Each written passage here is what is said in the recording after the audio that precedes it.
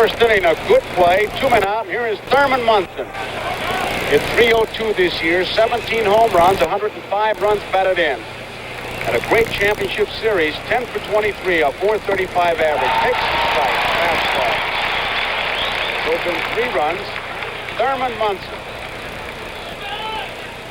One of a couple players on that Yankee ball club. Many feel most valuable player. There's what Casey Stengel used to call a 55-foot curveball, Tony. Get Yogi to swing at those kind up until 2 strikes. And get a base hit with it. Yogi said, I wasn't a bad ball hitter. I was a bad ball swinger.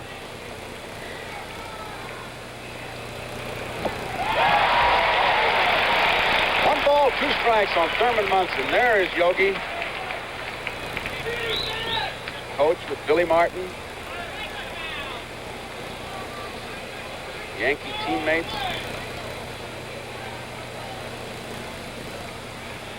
One-two pitch. Outside. Listen to all the umpires. Joe, everyone knew the Yankees were going to win it this year back in spring training when they hired Yogi. Said with his luck, they're in. Lou Piniella said, Yogi, I don't care where you go, I'm going with you. 2-2 pitch. Low, ball 3. He is throwing hard. The reason I say that, not only do you see it, but Johnny Bench has one of those loose-fitting gloves that just doesn't pop when you throw that fastball, but Gullett is so fast that it really does pop. Look at that glove. You catch it in the webbing, it's like using a pair of pliers that may have been left out in the rain and got rusty. It just doesn't pop. Struck him out. 3-2 fastball, and he got him 2 strikeouts. 1, 2, 3 to go the bottom half of the first inning. Cincinnati coming to bat. Here's a man who usually starts it off for him. Pete Rose hit .323 this year. Takes a fastball outside, ball 1. 10 home runs, 63 runs batted in. He was 6 for 14 in the championship series, .429 average. Strike. 1 ball, 1 strike. Nobody on, nobody out. Bottom of the first, no score.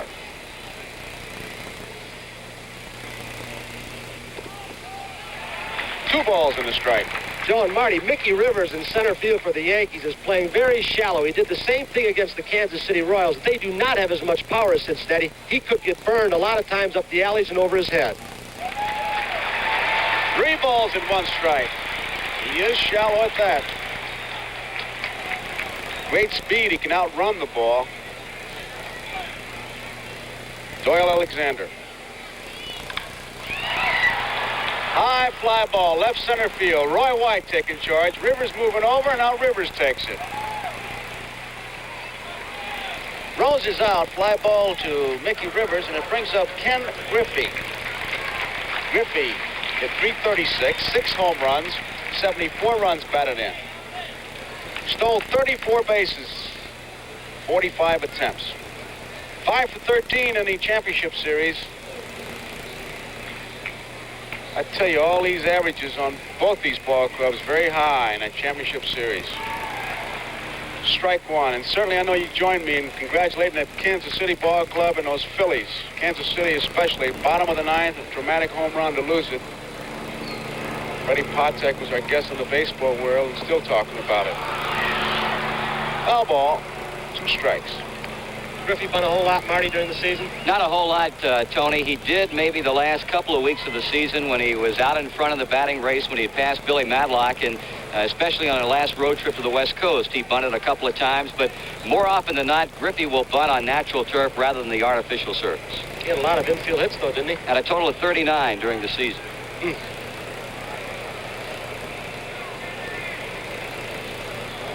Griffey up there with the count of 2 strikes. Griffey finished second to Madlock, .336. Madlock .339. Line drive left field. White's there. And he played perfectly. 2 up and 2 down, and here is Joe Morgan. That is not the way Doyle Alexander wants to keep his pitches. That was a high changeup. He pitched high to Rose, and he's going to get hurt unless he gets the ball down.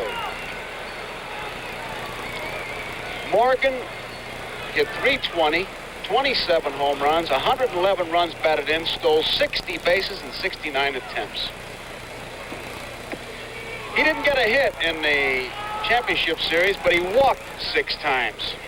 This guy can help you just dealing the cards on the plane.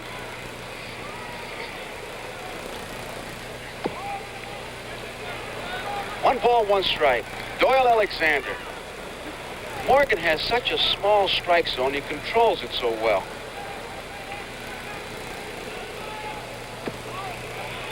Two balls, one strike. Cecil Upshaw, a pitcher, had a great description. He said, even if you throw a low strike, his eyeballs are still not too far from the ball. And he's right. Don't see many guys with this kind of power, obviously. He's almost a strict pull hitter. Some left-handers will go the opposite way. He hasn't been swinging the bat well lately, he tells me. He's been having a little difficulty at the plate. Took some extra hitting practice. There she goes, deep to right field. Could be out of here. 1-0 Cincinnati.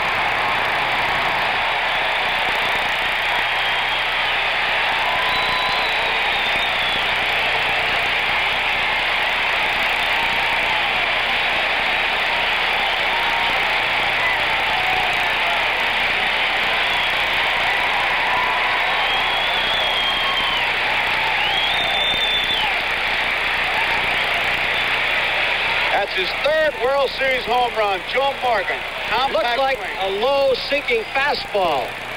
That is Doyle Alexander's strength to pitch slow. But the Cincinnati Ball Club is a low fastball hitting club. Unusual. Most clubs are basically high fastball hitting clubs. Nice ball outside to Tony Perez. Joe Morgan was a boxer. You'd have to say it was just a short knockout punch. It's just very compact swing that he takes, but a lot of power. 2 balls, no strikes on Tony Perez. Hit .260 in the regular season. 19 home runs, 91 runs batted in. That's his big strength. RBIs.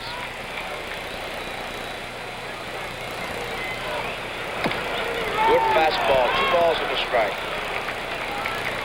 The yardstick of the RBI man is, can he drive a man in from first base?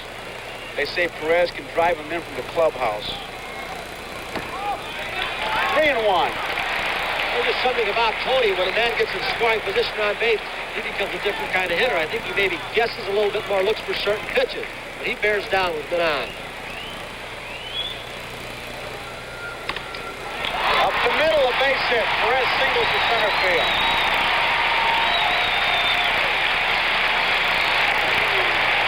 Good point, as you saw Mickey Rivers' throw come in from center field. It was short in left center. He bounced the ball very weakly and off target, and you better believe the Reds are going to take advantage of those Yankee throwing arms sometime during this series. Here is Dan Dreesen, and for the first time, a designated hitter in a National League lineup. Tony Perez is not a base-stealing threat, although he stole 10 out of 15. A good percentage.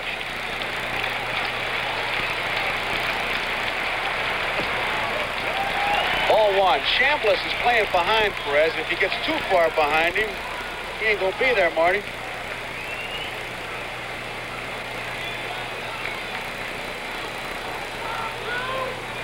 There he goes. Here's Munson's throw. Got him. Perez is out. Munson to Stanley. That ends the inning, but the Cincinnati Reds take the lead on a Morgan home run, and watch this throw and tag. They're checking out Munson's arm. He threw a lot better the last 2 games against the Kansas City Royals, but even now you saw the ball tail away toward right field. Good tag by Stanley. So the score at the end of 1, Cincinnati 1, Yankees nothing. It doesn't take much for Billy to get upset. He'd start a fight in an empty elevator. I got to believe he may just be trying to stir something up. That's typical Billy Martin. George Steinbrenner hired him because he knew he was a back alley fighter, a scrapper. Billy's starting the series off that way. Here is Lou Piniella, count of ball 2. Piniella, the designated hitter. He hit .281 on the year. 3 home runs, 38 runs batted in. He was 3 for 11 in the championship series. Cincinnati out in front, 1-0, a home run by Joe Morgan. Don Gullett. The Yankees think they can score a lot of runs, not necessarily off Gullett, but off the second-line pitchers. They think that's the vulnerable spot of the Cincinnati Reds. And they think on artificial surface, it'll be even a better hitting ball club. Line drive down the right field line. It's a fair ball. Should be extra bases for Piniella. Heading for second. He'll hold on with a double. He hit that ball right where it was pitched.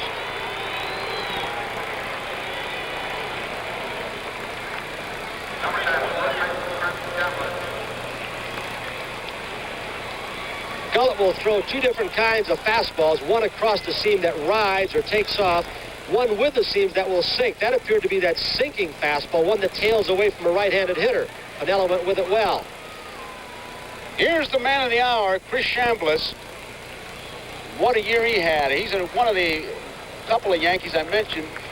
Could be the most valuable player in the American League. Hit 293, 17 home runs, 96 runs batted in. Takes a strike over the outside corner.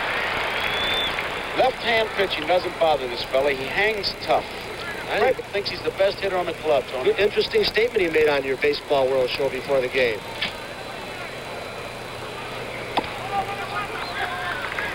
One ball, one strike. There you see a young Chris Chambliss with his bride, the wedding cake. Probably the only day in his life that was a happier one than the other night when he hit the home run. He will not bail out against left-handed pitchers, as will Greg Nettles, as Gullett comes over the top pretty much. Hot shot. Morgan has it. Chambliss is out. Piniella takes third. Chambliss gets the job done. Now, if he were a right-handed batter, Tony, somebody would say he's manager's material. He knows how to play. He knows what to do with the bat when he's up there. I know that. Here is Greg Nettles. Sparky's going to bring his infield halfway this early in the ball game. Nettles can drive the ball. Infielders will have to make a decision. If they can get the runner at home plate, of course, Piniella does not run well. Nettles led the American League in home runs with 32. Pick off at third. Not in time.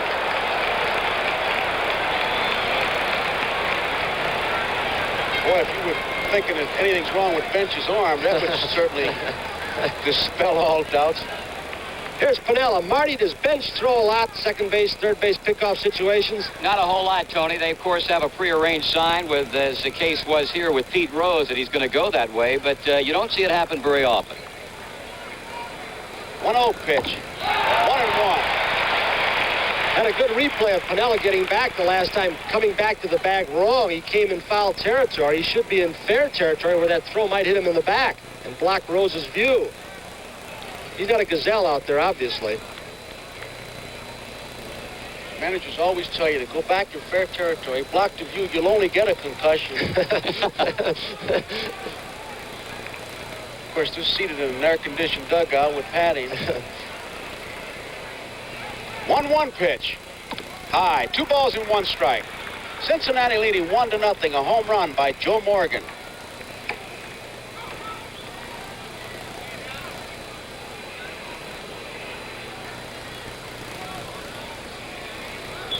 Nettles drove in 93 runs.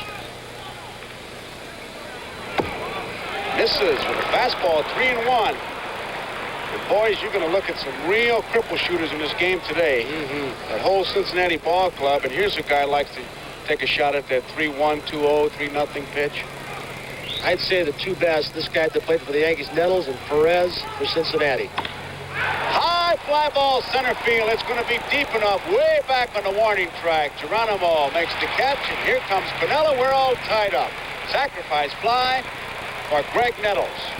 Marty, that ball carried well to dead center field. How does the ball carry in this park? Well, that right there, Tony, very surprising because basically in this ballpark, if you're a pull hitter, whether you be left-handed or right-handed, you could have a fine year because it's a veritable jet stream down both foul lines. But when you get maybe 20 or 30 feet out from each line, you've got to hit the ball a ton. And that ball, as you said, did carry extremely well. 1 apiece. Here is Elliot Maddox. Strike, went around, says Lee Wire. They play Maddox a shade towards right center field.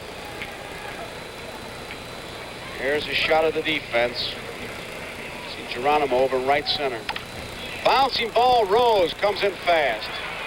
Gets him. Maddox is out at first. That ends the inning. As we go to the bottom of the second, New York 1, Cincinnati 1.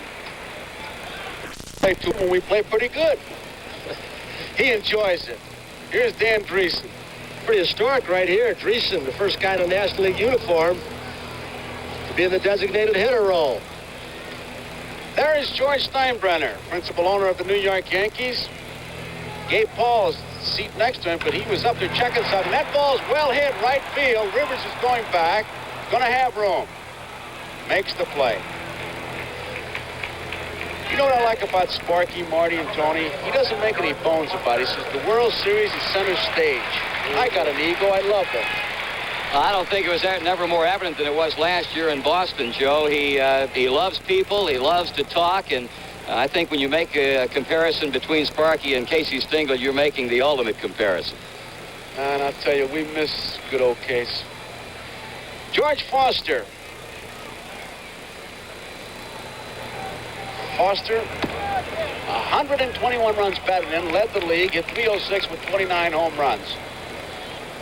He can do more things to irritate other pitchers than anybody in the league, I believe, Marty. I think we'll probably see it here sometime during the course of this game, maybe at this at-bat, Joe. He's constantly in and out of the batter's box, as you see him here, and it tends to, as you say, upset the pitchers. Doyle Alexander with a count of 2 balls and no strikes.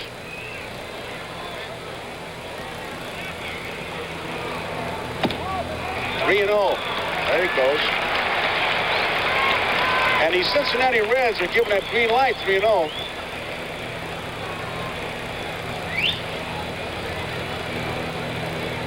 Boy, you can tell a load of Cincinnati bats before they come to the park. They're moving into crates. They're anxious to hit.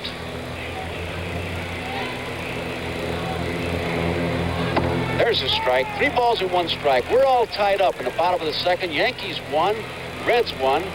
There's Commissioner Kuhn talking to Gabe Paul in the blue suit. So they're complaining about something, and as soon as we find out, we'll pass it on to you.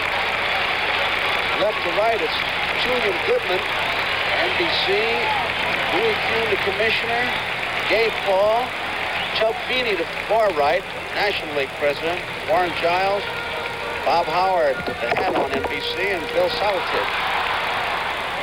Gillette. So there's some kind of a complaint being registered as Foster draws the base on balls, and here is Johnny Bench. Could be a double play. Randolph 1 over to first. It is 1-4-3. That ends the inning, and as we complete 2 innings, it's the Yankees 1, Cincinnati 1.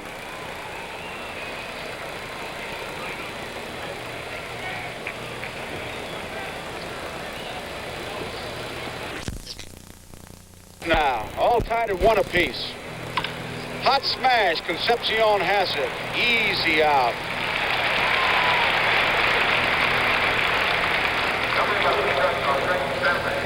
Seems like Venezuela has a market on great shortstops. Back from Chico Carrascal with the White Sox, then Luis Aparicio, and now this guy, David Concepcion. They do something right down there teaching those infielders.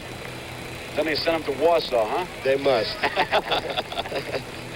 Here is Fred Stanley. What a pleasant surprise he's been. Takes a fastball low and inside. Fred Stanley for the year hit .238, 1 home run and 20 runs batted in. Not a power hitter. He lays the bat on the ball, hits it to the opposite field, and that's the way they got the defense set up. There's a strike. Geronimo is very short and in right center field. He'll not knock you out, Stanley, but he'll sting you to death. Tremendous job in the field.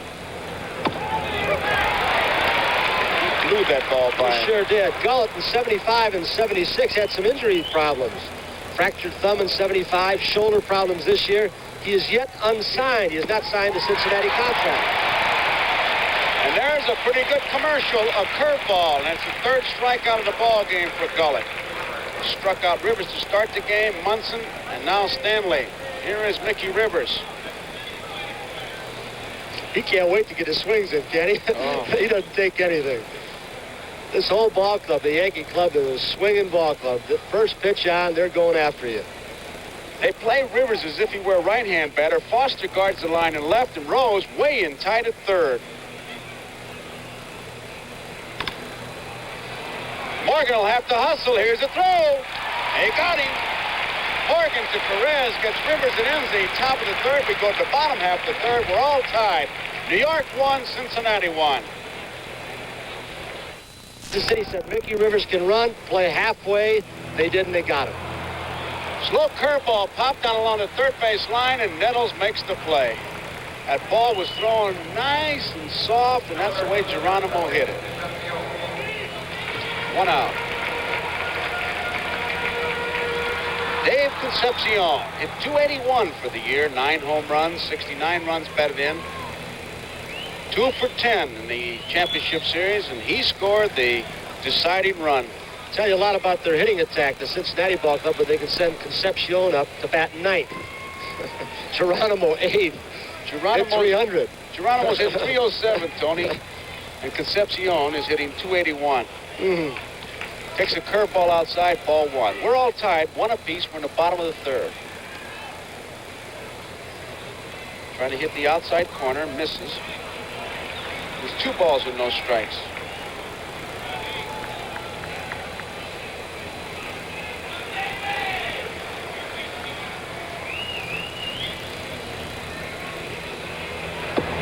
There's a fastball over.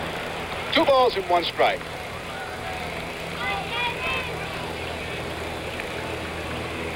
One man out, nobody on. Pete Rose, the on-deck batter.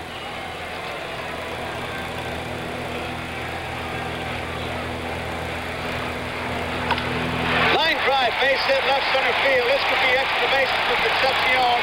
He might try for 3. Rounding second. Here he comes. They're testing the arm.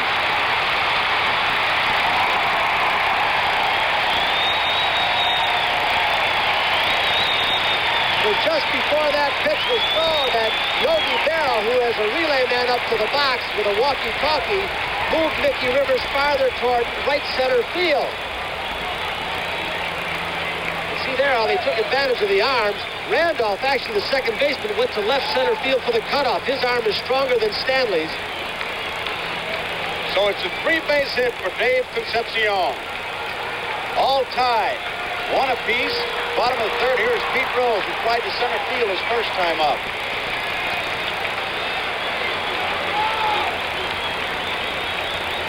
Infield halfway depth for the Yankees. Look out. Pickoff. Close. Look at Sugar.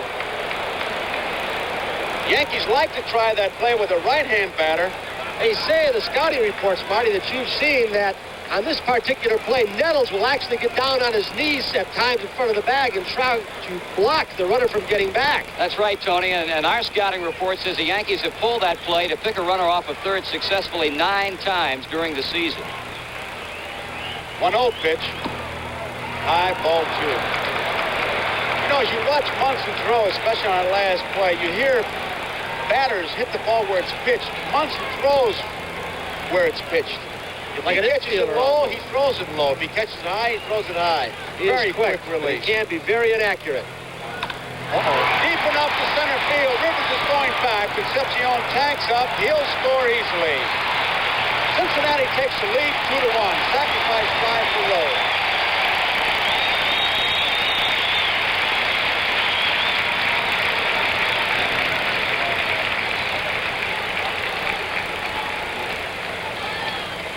Cincinnati bench. They got a lot of life.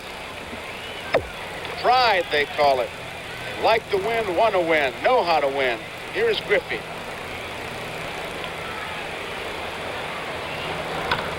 Foul ball. High curveball. He really jumped on it. Nettles at third base is moved in. There are 2 outs.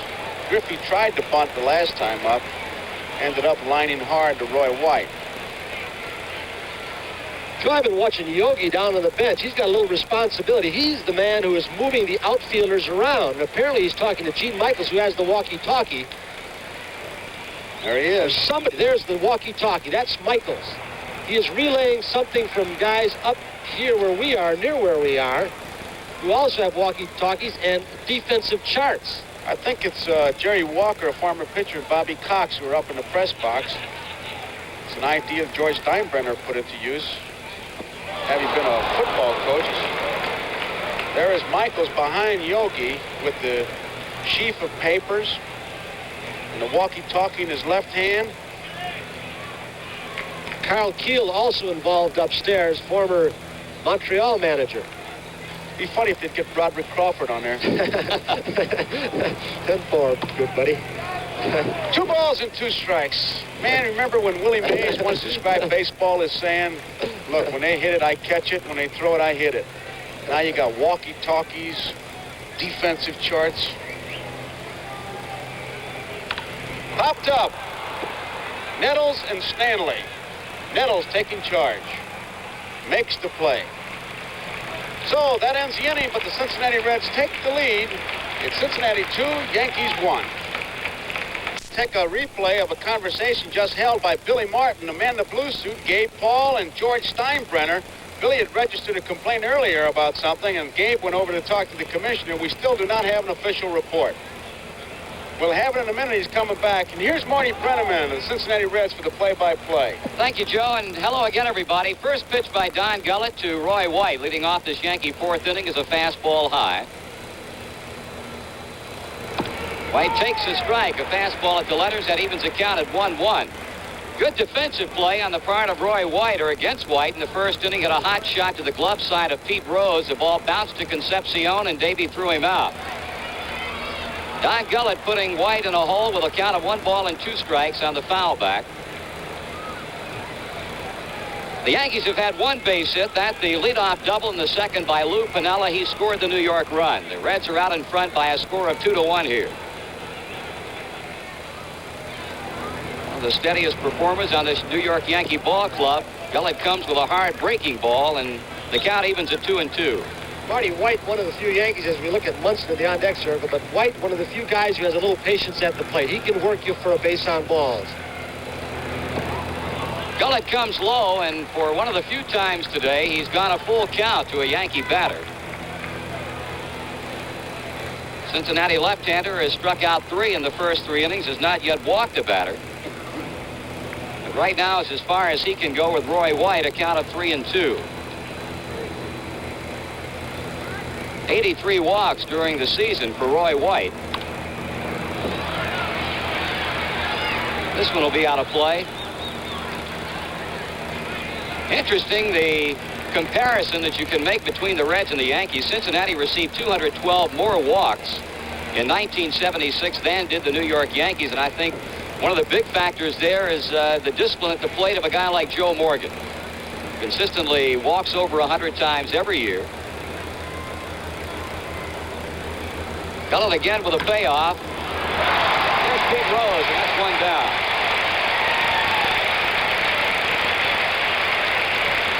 White has hit the ball well. He got a ball inside and a little bit up from Gullett, almost directly at Pete Rose. Rose has good hands. He doesn't cover a whole lot of ground, but he does have good hands. He is really a battler. Got great reflexes, Tony. The guy has done a super job for the Reds at third base. It was a gamble last year. People thought Sparky Anderson was crazy when he made the move early in the year, but it's been the thing, I guess, more than anything else. It solidified this ball club because it allowed George Foster to go to left field on an everyday basis. Thurman Munson struck out swinging in the first inning.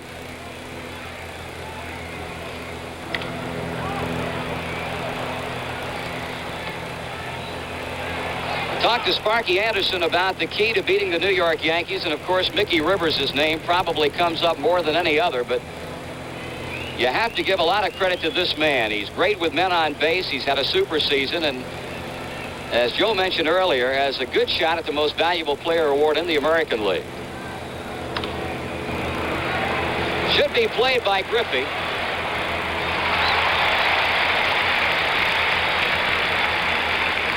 Marty, it always seems that World Series time, the shadows become a factor. Are they a factor in this ballpark? Oh, they most definitely are a factor, Joe. I don't think so much in the outfield as we will probably see later on in this game when the sun starts to set behind the stadium.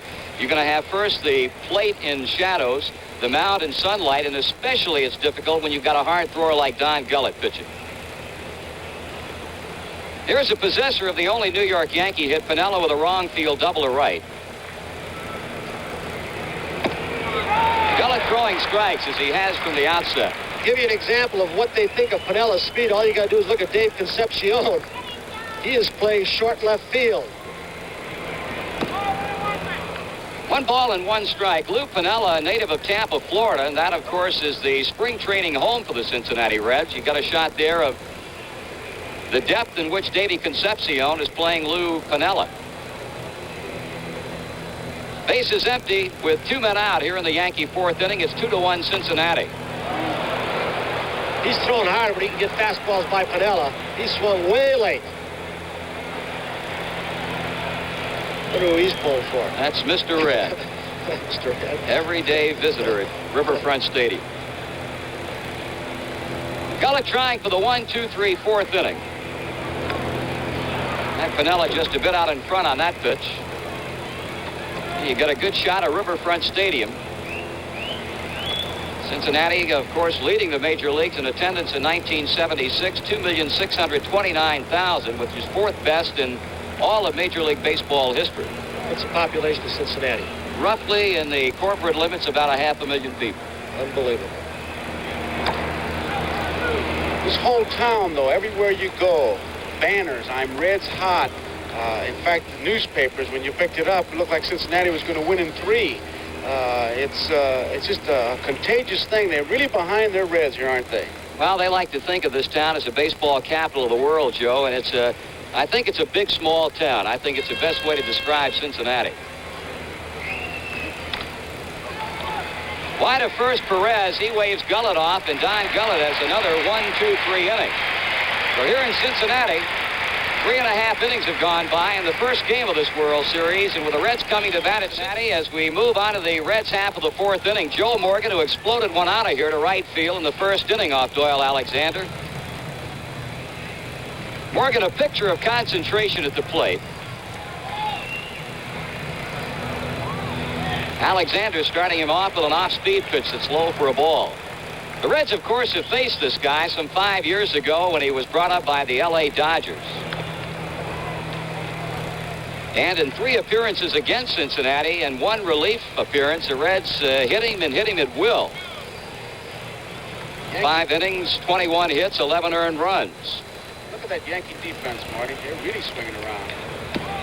2 balls and a strike. They give Morgan just about all of left field. Is that unusual?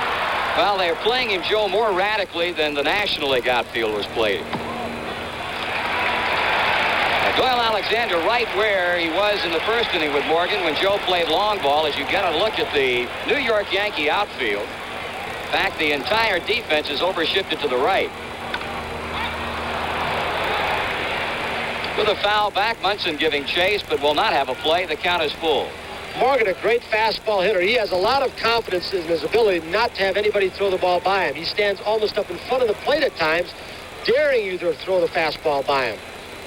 The position that Alexander got him in the first inning, Joe, of Tony, a very precarious spot for Doyle Alexander. Roy White there to play the fly ball to deep left center field, and there's one away.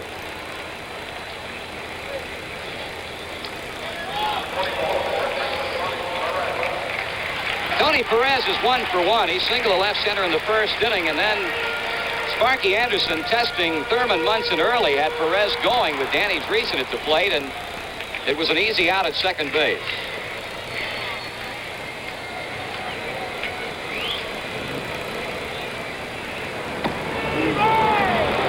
He is going with a lot of slow stuff. Slow curve that time. He even pulled the string on Morgan on a 3-2 count.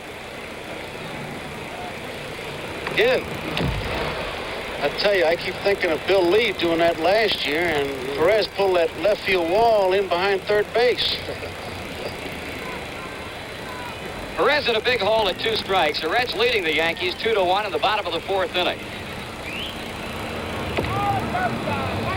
That was a good shot of Munson, who gives the target with the glove. He just moved out. Let's see if he wastes this pitch to set up the 2-2. Change up, wiggle of the fingers. Bases as Roy White will have to go to the 330 mark in left field. Tony Perez getting off to a good start in this World Series as he has singled and doubled and as many times up. It's an interesting way of pitching and playing a defense right there. Nettles was way off the line at third base. Roy White was in left center field. They pulled the string, daring him to pull the ball. Tony, a lot of times when that happens, there's a shot of as it gets by Nettles, is that sometimes a pitcher will change on his own. I know when I was with the Cardinals, Kurowski always wanted to know when the change of pace was coming so he could guard the line. You can't play way in a hole and then throw a change of pace. They'll pull it right down that line as the bullpen gets busy. There's Dick Tidrow. So the Reds, who lead by a run, have Tony Perez at second base with 1 down, and the designated hitter Danny Dreesen up. Slow breaking ball is in for a strike. Dreesen has had some experience as a designated hitter. He led the Puerto Rican League in batting last winter and at times was used as a designated hitter.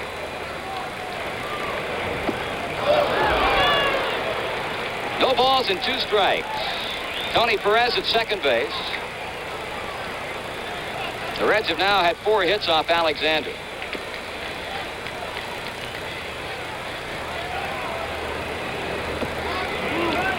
As you pointed out, Tony, going with a lot of off-speed pitches to just about everybody in the Reds lineup. Maybe it's his fastball. Maybe he just didn't throw it very hard. Dreesen levels a bat as Alexander checks Perez at second base.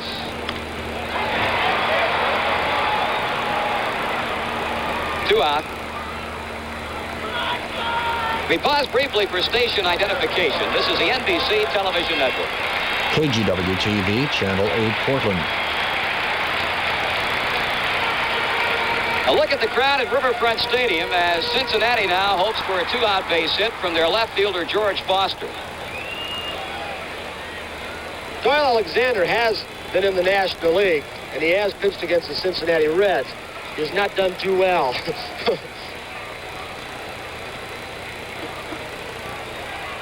Foster, the recipient of a second inning walk. Pitch is over the plate but low for ball 1. Well, at the plate right now as we look at Doyle Alexander, the 2 guys who were voted their respective players of the year in the National League and American League by the Sporting News, George Foster and Yankee catcher Thurman Munson.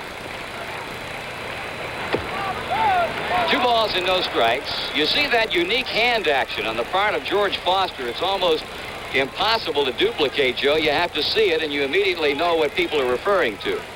You've got to be the junior welterweight champion to keep doing that.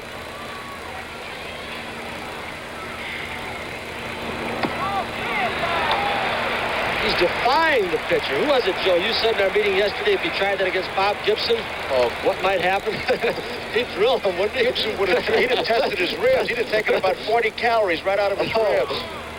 I know some other guys. The late Hugh Casey, he'd spin him around like a yo-yo. But you cannot intimidate Foster. Greg Nettles and a runner ran into the ball. Tony Perez is going to be out as Nettles went right to the baseline to field it. The ball hit Perez. Foster gets a hit out of it.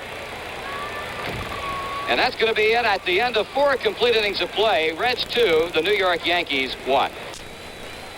Tony, you're our resident expert on interference. Tell us about it. I'll tell you what, with friends like you, I'm just getting the Cincinnati fans to say hi to me again after last year.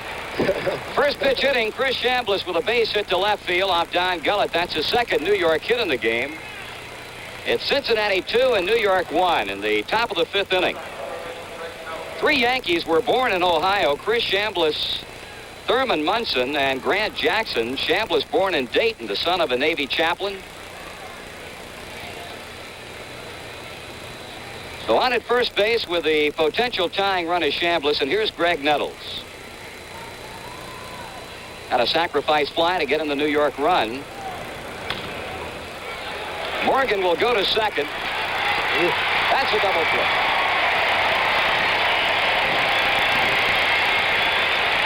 The most underrated phase, I believe, of this entire Cincinnati ball club defense. The quickness of Morgan, and watch Davey Concepcion make Chambliss get on down. Look at the agility of Concepcion. They are so quick, and here's Joe Morgan starting it from the other side. He takes a lot of pride, Marty, in his defensive ability. He's worked hard at it. That he does, Tony, and interesting the way he was playing Chris Chambliss. Really pulled over toward first base, but still had plenty of time to get the ball to Concepcion and on for a double play.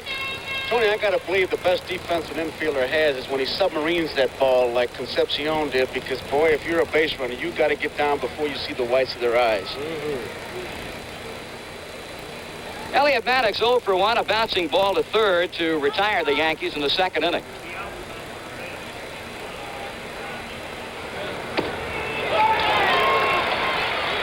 Gullett down and into the right-handed batter, a call strike.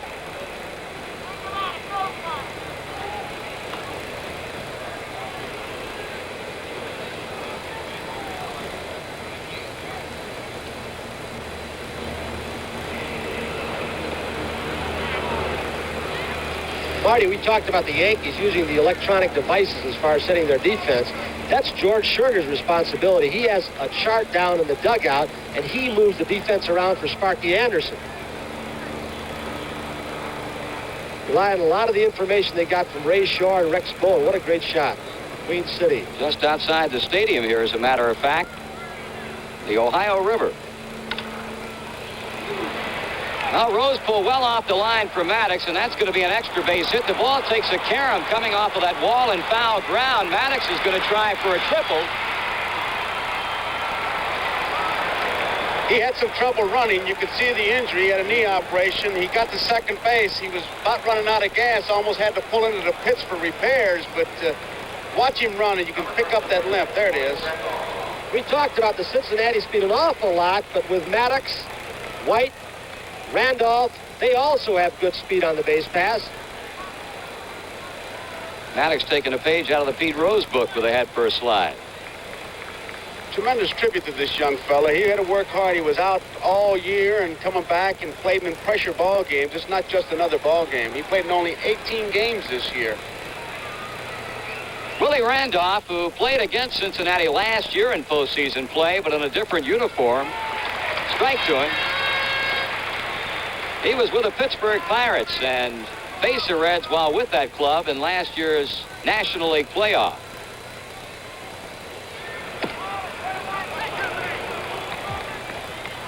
One ball and one strike with two out in the Yankee fifth inning. They trail the Reds by a run, but have Maddox at third base. Talked about Maddox's physical problems, Joe. He had some other problems aside from that. He and Billy Martin were very outspoken that they did not like each other. 2 balls and 1 strike. Because Martin's got that great theory like Casey Stengel. You keep the 5 guys who hate you away from the 5 guys who are undecided. Billy learned well from old Case. Outfield playing Maddox the other way, or rather Randolph. He goes to dead center field, but Geronimo is there, and that's the inning. Cesar Geronimo with the inning-ending catch on Willie Randolph at the end of 4.5. Reds 2, Yankees 1. I might say in the baseball world, we take Yogi Berra, Gene Mach, Ed Sudol, Ron Luciano to the opera. They sing? You'll have to watch to see. Johnny Bench for openers in the bottom of the 5th inning. It's 2-1 Cincinnati. Alexander missing down and away with a breaking ball to Bench, who hit into a double play his first time. Coming back toward us and dropping just downstairs. 1 ball and 1 strike. Bench, Marty, seemed to be swinging the bat a little bit better near the end of the season and through the playoffs against Philadelphia. Much better, Tony, especially against Philadelphia. He made good contact time and time again. Man suffered through a very, very rough season in 1976 offensively, but I don't think anybody can ever question his ability to do the job behind the plate. It certainly did not affect his defensive game. Pitch away from getting a walk. bench had a shoulder injury part of last year. How much is a carryover for this year? Well, the batting instructor for the Reds, Ted Kluszewski, felt like that Johnny got into some bad habits last year as a result of the shoulder problem that he could not get out of this past season.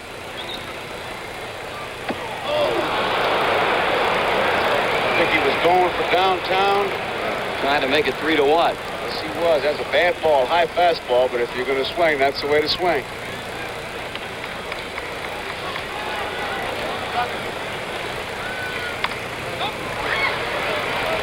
Count holding at 3 balls and 2 strikes on Johnny Bench.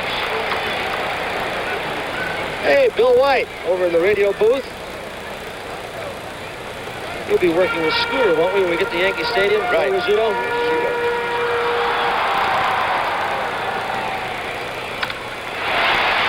Bench hits the ball well, and Mickey Rivers will have to play it on a hop. Well, that's when Johnny hits fast. When he goes to right center field with an outside pitch or dead center field, allows him to wait a little bit longer. Here's John. You think he isn't going to challenge an arm if the ball's bobbled in center field? Every guy in this Reds ball club, whoops, they leave home plate. Everything's a double. I think you're going to see that quite a bit, Tony, because as you pointed out earlier, the Reds feel like they can run on the Yankee arms in the outfield. Johnny took the big turn at first base, and I think we're going to be seeing quite a bit of that throughout the course of the series. Cesar Geronimo, the batter. Ball to him.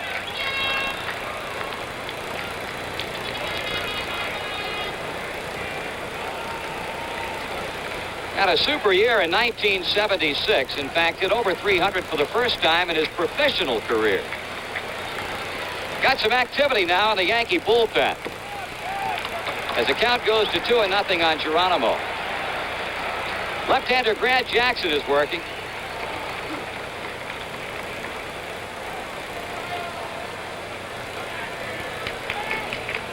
Shadows are now beginning to creep into Riverfront Stadium.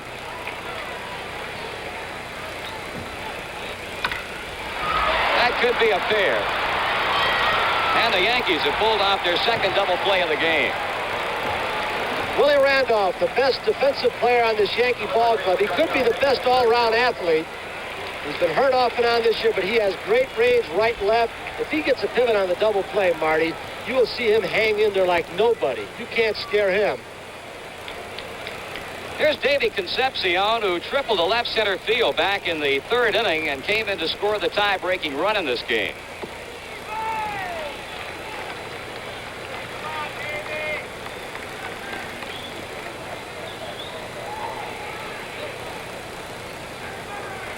Alexander shaking off Munson's first sign. And as Concepcion shortens up on the bat, the count evens at 1-1. They don't do that too often to Thurman. He has a great rapport with his pitching staff. They think alike. They respect his judgment. He studies hitters. That one hit off the end of the bat.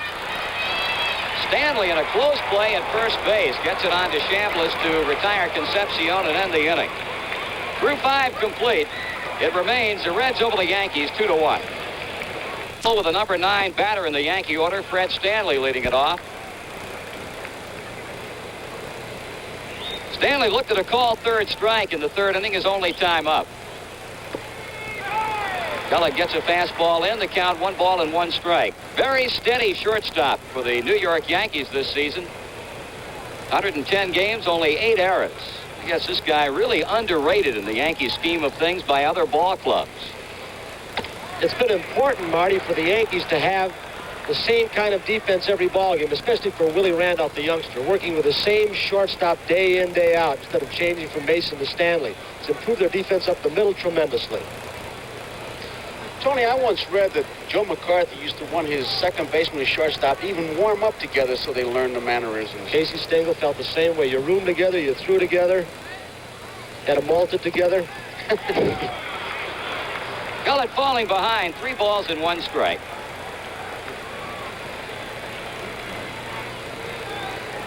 Babyface left-hander from Lynn, Kentucky.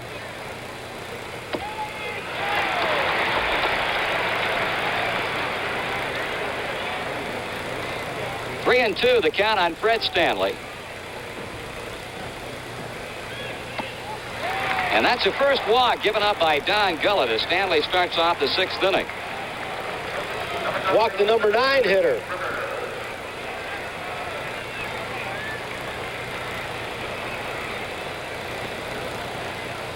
Lou Piniella at the bat rack in the New York Yankee dugout. There's Billy Martin, their skipper.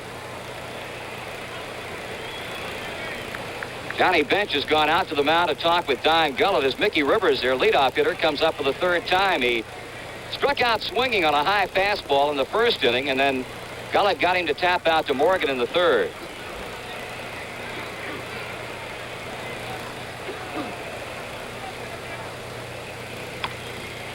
Takes it with him, but Gullett plays, and they get the lead runner on the throw to Concepcion. That is something that the entire Cincinnati Reds ball club does better than anybody. They always keep the force in order. They always get the lead runner. Look at Gullett bounce off the mound very quickly. He knows Stanley does not run as well as Rivers. They are a super club, keeping the force situation all the time. Mr. Rickey, as we look at Sparky Anderson, Mr. Rickey used to always say, to win, on defense, you have to keep the double play in order. On offense, stay away from it by hitting behind the runner. And you saw a good example because that's as good a fastball as he's thrown today. Gullett threw it to Concepcion. So with 1 out now and 1 on, here's Roy White. Marty, it's got to be tough for Rivers if he's thinking about stealing because Gullett gets rid of that ball so fast. He's got, now it's called a quick release. When I was playing, he just got rid of it.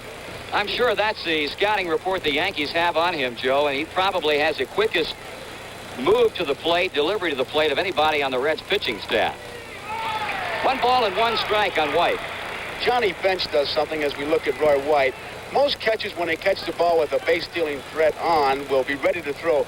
Bench, as much as defies you, goes down to his knees as if to say, if you want to run, I'll give you a little start and I'll gun you out. White has hit the ball well both times, but all he has to show for it is an 0 for 2 afternoon. 2 balls and a strike. It's interesting. You mentioned that point, Joe, and I was watching as Bench gave the sign to Gullett. While he was putting the fingers down, he wasn't looking at Gullett. He was looking at Rivers take his lead to see maybe a little mannerism that may, or a little extra aggressiveness that may tip off a steal. That shot right there that you see, a good catcher, and Bench is certainly that, has got one eye going down each foul line. One at the runner, and his left eye is going down the Hauser. Mickey Rivers with an outstanding stolen base percentage. He attempted 50 this season. He was successful 43 times. .860 the percentage. He's off. Bench throwing. They got him. Johnny Bench to Joe Morgan, and it was a no contest play at second base. And this is a picture throw. Rivers gets a good jump. He's watching the ball all the way, and watch Morgan just put it on him. Watch Bench's balance as he gets it. His glove goes out like a bow and arrow from the top, and that ball just seems to bend in the middle. He stretched that glove hand out there, and it was there in plenty of time. Room service. Can I disagree with you? What? I don't think he got a good jump at all. And Bench knew he took his time. Oh, he had about 4 steps, Tony. All right. The Don Gullett can direct full attention now to the batter Roy White as he gets a strike in a full count. You don't think a catcher's ever going to have a bad game on my broadcast? I know it. Geronimo trying to flag it down and does. No, he dropped the ball. Roy White will go to second base. Cesar Geronimo had that ball in left center field. In fact, it appeared to be a routine play, but for some unexplainable reason, then coughed it up. He got a great jump on the ball, Marty, to start with, and then he just outran the ball. He caught the ball almost behind him. Now he starts nonchalanting it. Look at that, right off his thumb. He won't do that very often if he's ever done it this season. White kept on running. He made it a 2-base error. Here you go. Ellie Howard must have said, hey, he's got it, Roy. There he takes up again. Well, as you pointed out, Tony, it's something that Geronimo will do very, very rarely. Had problems with balls hit shallow in the outfield at times this season, but that particular ball is a ball that 99 out of 100 times he's going to play, and it's been scored a 2-base error. This is when this guy's tough as Munson, the man in scoring position. The Yankees hoping to take advantage of the center fielder's error. They trail by 1 run. Now let's see if they'll send White to the plate. They give him the stop sign, and a good thing they did. That was a sharp line drive single to right field by Thurman Munson. Ken Griffey with an excellent arm, and Dick Hauser showed very wise judgment in holding White up at third base. With 2 outs ordinarily, they'll keep that runner going on artificial surface, and Griffey being positioned perfectly. Hauser wisely did hold him up. Boy, he is a good outfielder, Marty. He doesn't get enough credit for that. I don't think he does, Tony. He really put on a defensive exhibition in Philadelphia in the playoffs against Danny Ozark's club. We're going to get some business underway in the Cincinnati bullpen for the first time this afternoon. Don Gullett will be working to Lou Piniella with runners at first and third. That's Pedro Bourbon. And he's going to be joined in that Reds bullpen by a left-hander, Will McEnany. Ball hit well to right field, but a foul ball. Umpire along the right field line, American League Dave Phillips, indicating foul as that ball goes down into the corner. The Yankees appear now with that Gullett fastball tailing away from right-handed hitters to be going that way. Wonder if they'll force Gullett to come inside a little bit more where they can wail away and start pulling the ball. Yankee batting, or their offense, is a much better team offensively against right-handed pitching. The left-hander, you remove Gamble from the lineup and Carlos May. Now Sparky Anderson going with another left-hander in the night game tomorrow night. Freddie Norman will be pitching. 1 hit and 2 times up for Lou Piniella. Morgan's got it. And the Reds are out of the Yankee threat in the 6th inning. So we have completed 5.5 innings of play in game 1. The Reds 2, the Yankees 1.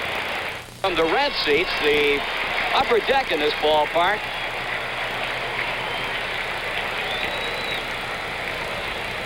Bottom of the 6th inning, and Doyle Alexander will have to concern himself with the top of the Cincinnati batting order.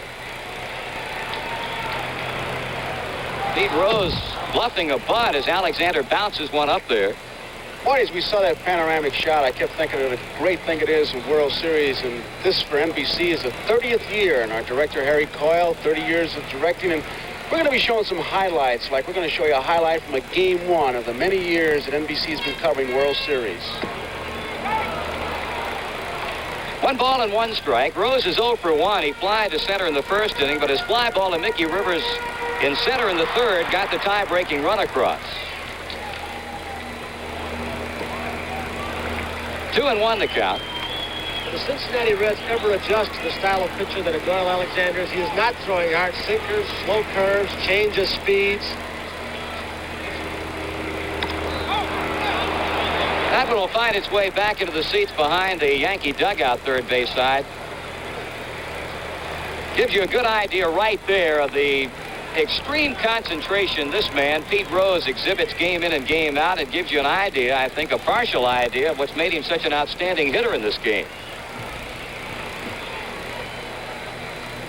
Alexander dealing the 2-2 pitch.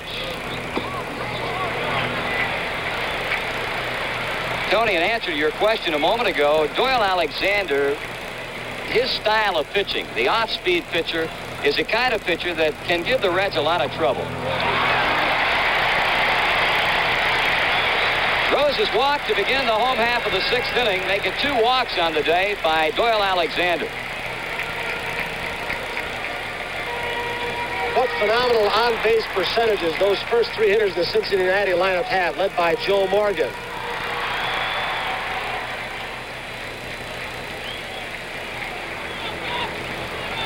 So Ken Griffey stepping in as Rose walks. Griffey is lined to left field. He has also popped up to third base. Nettles in close looking for a bunt, but your club doesn't bunt a whole lot during the season.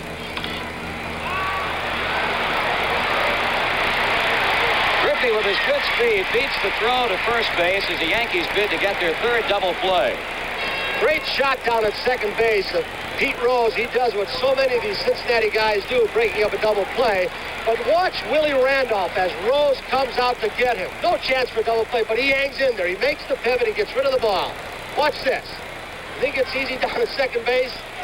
Especially if you're second base, because he's coming from behind you. He stays right with it, doesn't he, Randolph? That Rose, he did everything to break it up. I'd put a Windsor knot in Randolph's knee. What a shot from that left center field camera. That is one tough kid down there. Marty, it's interesting what Morgan does to the base runners when they want to run. He gives them a sign. He does, Joe, because he does not like to know, and does not like a runner going unless he knows about it beforehand.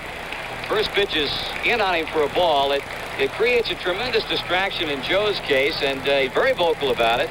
And if the runner is going to be going, on cue from Sparky Anderson to George Scherger to the runner, in this case Ken Griffey, Joe Morgan wants to know about it in advance.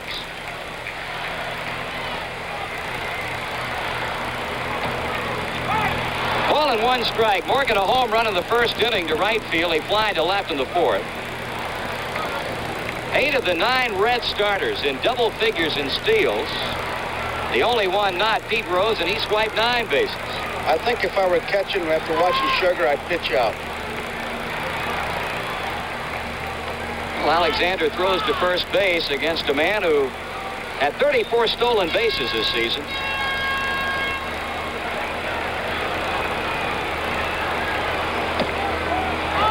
Two balls and 1 strike, and you have to feel that maybe Doyle Alexander is thinking just a bit about Ken Griffey at first base. There's Scherger. I asked Munson, the Yankee catcher, what he wants his pitchers to do to help him out. The base dealer, he said, pick them off. That's my only chance. If they're going to go, they're going to steal it, and it's tough to throw any of them out. If he keeps throwing that lollipop like he just did here, there's no way. He better throw to third and head him off at the pass.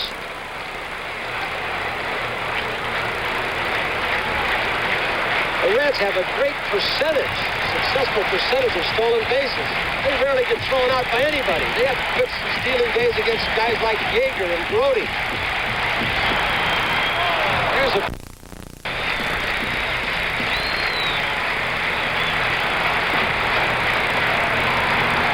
Morgan waiting on the 2-2 pitch with Griffey at first base.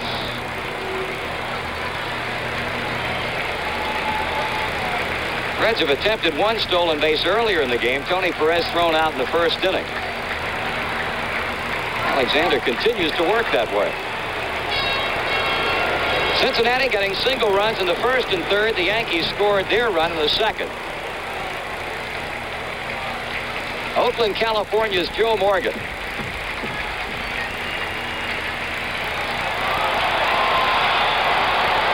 Alexander stepping back off the pitching rubber, but Rick Griffey giving no ground at first. And the Yankee right-hander as far as he can go with Morgan. 3-2 now.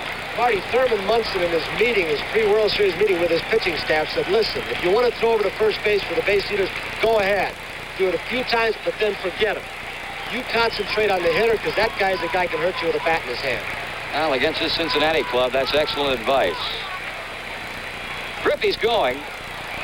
Morgan strikes out, and Griffey's going to be safe at second base on the low throw from Munson to Stanley. Munson's throw, he got rid of that ball. Watch where he gets the ball and watch where he releases it. It's low, and he'll throw it from about there. Sidearm. And that ball has to sink. In contrast to Johnny Bench's throw, from the top, Munson throws it sidearm, and Stanley did a good job getting in front of it. 2 away now in the inning, and that strikeout of Joe Morgan is Doyle Alexander's first in the game. He'll be facing Tony Perez, who has been the #1 tormentor against Alexander today. He singled in the first inning and then double to left field in the fourth. That's a base hit to left field. Griffey getting the green light, and Tony Perez doing it for the Cincinnati Reds this afternoon. It's now 3-1. The guy who has been either very, very good or very, very weak in World Series play, Perez. In 1970, he was 1 for 18. In 1972, hit on a .435 clip. And last year was 5 for 28 at 179, but 3 of those 5 hits were home runs.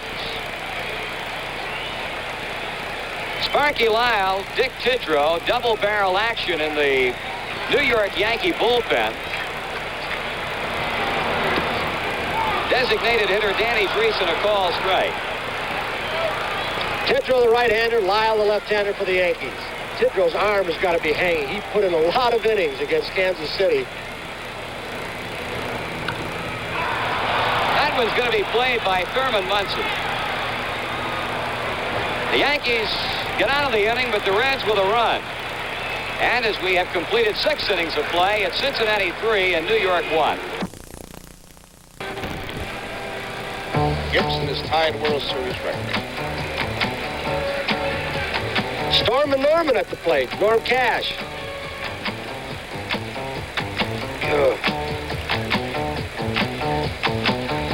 1968, Bob Gibson, new World Series record. There it is, 16 strikeouts.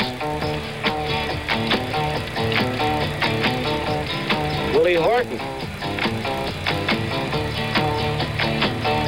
There it is, Bob Gibson, 17 Tigers as we look back, 1968. We'll be doing that throughout the series. NBC for 30 years. We've been covering World Series, and we'll be looking back at different highlights. It's Chris Chambliss, swings and misses, strike one. Chambliss bounced out second to first, then single to left, and was rubbed out in a double play. Good fastball.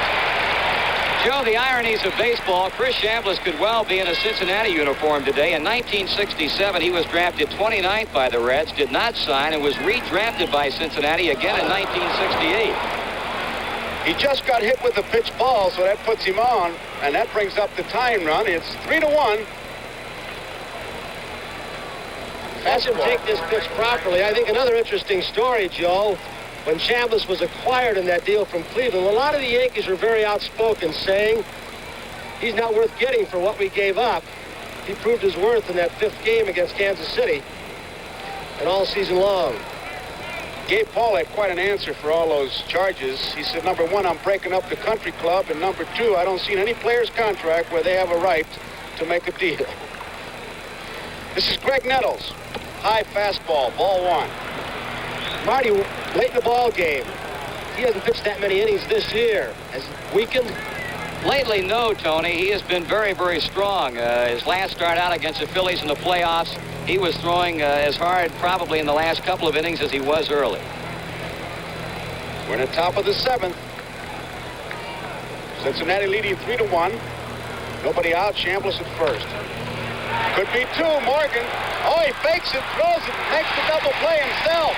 He faked it like he was going to flip it to Concepcion, put the tag on Chambliss, and then flip to Perez with a double play. Chambliss made a mistake trying to beat him. He maybe should have tried to go around him, but either way, with Nettles running, they were going to get a double play.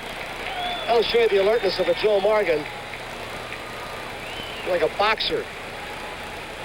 Tony, I guess there's only 2 ways to break up that play. If you can think fast enough to get caught in a rundown, and then they'll throw to first and get you back, or just collide with the guy. Slide into him. Once he's got the ball in his possession, you can knock him over. You said that about an infielder? I wouldn't say it about a shortstop. Second baseman. Here is Elliot Maddox. He bounced out third to first, and then he tripled. He's 1 for 2. High ball one. 2 outs, nobody on. Cincinnati leading 3-1. We're in the top of the 7th. From up here, Joe, it hasn't appeared that Gullett has thrown a whole lot of off-speed pitches. He has 1 or 2 I can recall, or even breaking balls. Because it's hard to tell the slider and the fastball from up here. But it's a hard slider. It's not an off-speed pitch.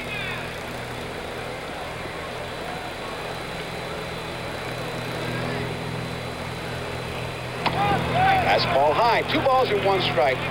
Gullett in 1976 started 20 games and completed only 4. He's getting the ball a little bit up now. That last breaking ball hung up in the strike zone high. That's out of play. 2 balls and 2 strikes. At home, Gullett has an amazing record.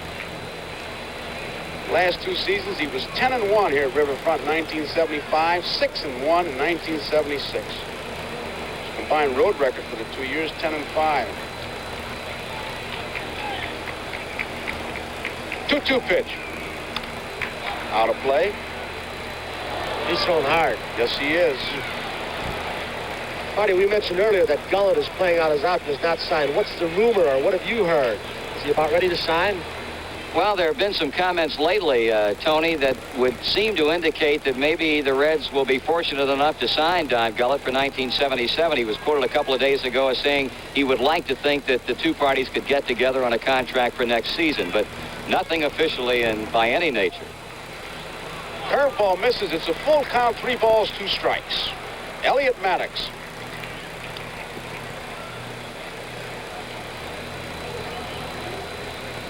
Gullett's taking a little more time now between pitches, trying to get his breath. Sparky's got 2 guys going in the pen. Barbone and McEnany. Here's the 3-2 pitch. Ball 4, he walked him. Gullett seems to be walking around the mound more, rubbing up the baseball. There are a couple little telltale signs that pitchers have. Start to change the baseball, it doesn't feel good. They'll walk around the mound, start to kick at the rubber. When they start looking in the dugout, you know they're in trouble. Or in the bullpen. Start looking that way, you better start looking in your mailbox for your release. Here's Willie Randolph. Low, and it's ball 1.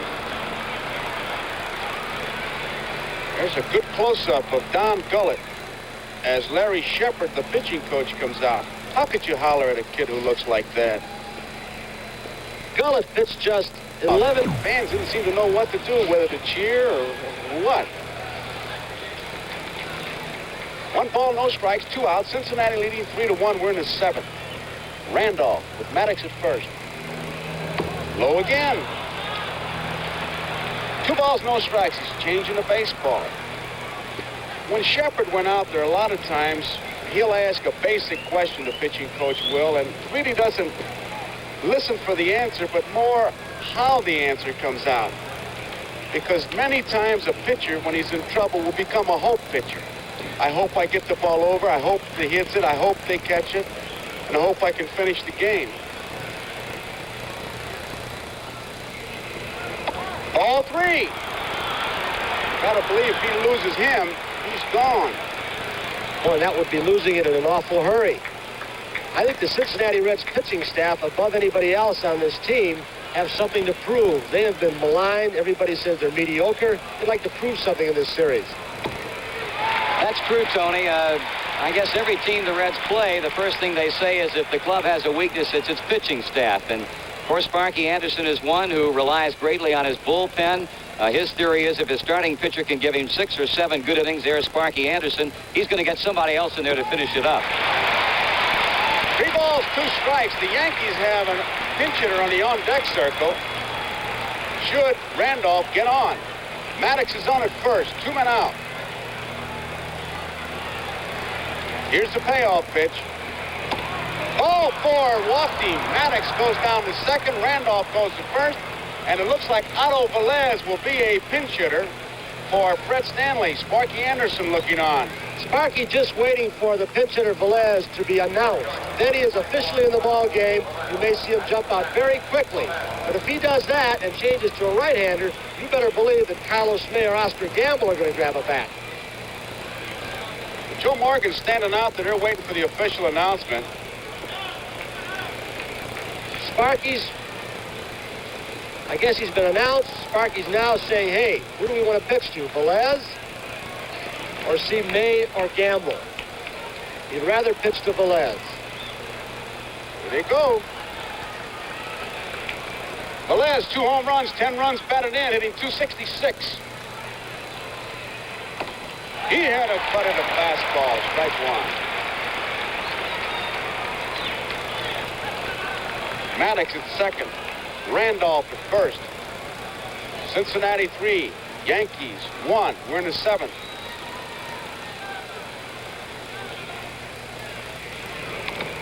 Strike 2.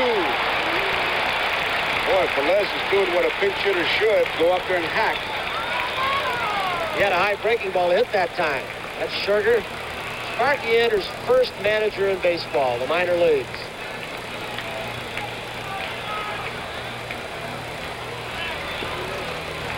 Two-strike pitch. Ball 1.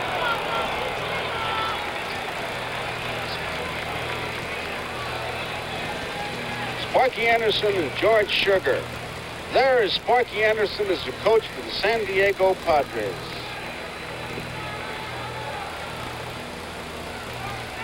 Memories.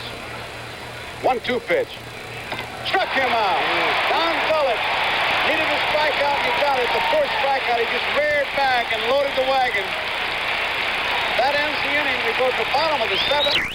Then a football game, and then the big event. The baseball world, Joe Garagiola starts it, and we'll take you to the opera as we look at Jim Mason, the new shortstop.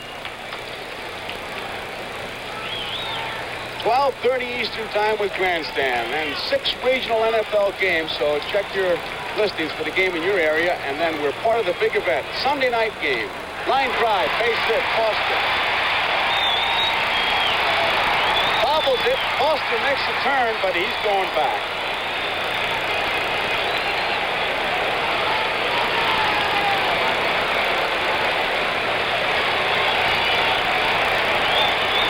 When you're in the outfield, it's got to cause you a few anxious moments if you know your throwing arm is not that strong, and you know the Cincinnati Reds runners are running right from home plate. The Reds force a lot of mistakes. Johnny Bench with Foster at first. Foster stole 17 times, 20 attempts. Low ball one. He doesn't get much of a lead at all. Best way you can measure it here, it's easy, is how far does he get on the artificial surface, and Foster doesn't. What a hole Bench has got between Randolph and Chambliss. He can go that way on occasion, and Sparky will hit and run once in a while with him. Line drive, right field. Nobody's going to get this one. Off the wall. Foster is heading for third. The ball gets past Maddox. Foster's going to try to score. Bench is heading for third. He'll make it. A triple for Johnny Bench.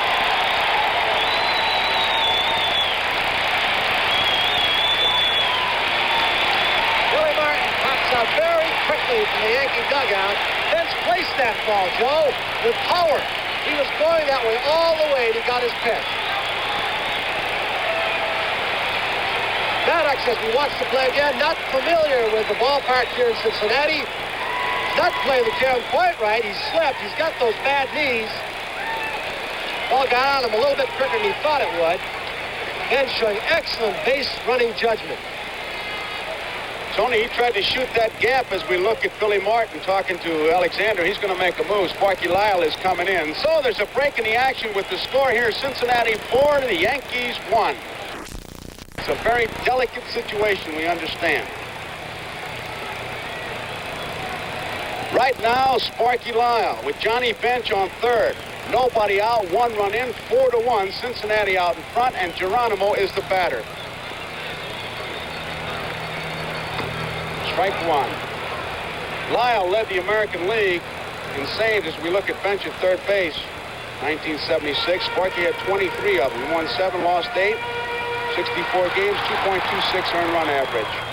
Left by Munson. Here comes Bench. He'll make it. Munson can't find it. It's a 5-1 ball game. Wild pitch charged to Lyle. Wild pitch charged to Sparky Lyle. This is not the kind of situation when Lyle is throwing right that he would ordinarily come in on. He would usually comes in late in the ballgame when his club is tied or ahead. They say he has lost his slider. That's what he just bounced. Munson makes a good try to block it, but it gets away off the heel of his glove. Lyle, I believe, is in Billy Martin's doghouse. Of course, when you don't pitch well, it's easy to get in the doghouse.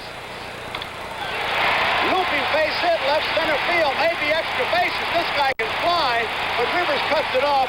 Geronimo has himself a double.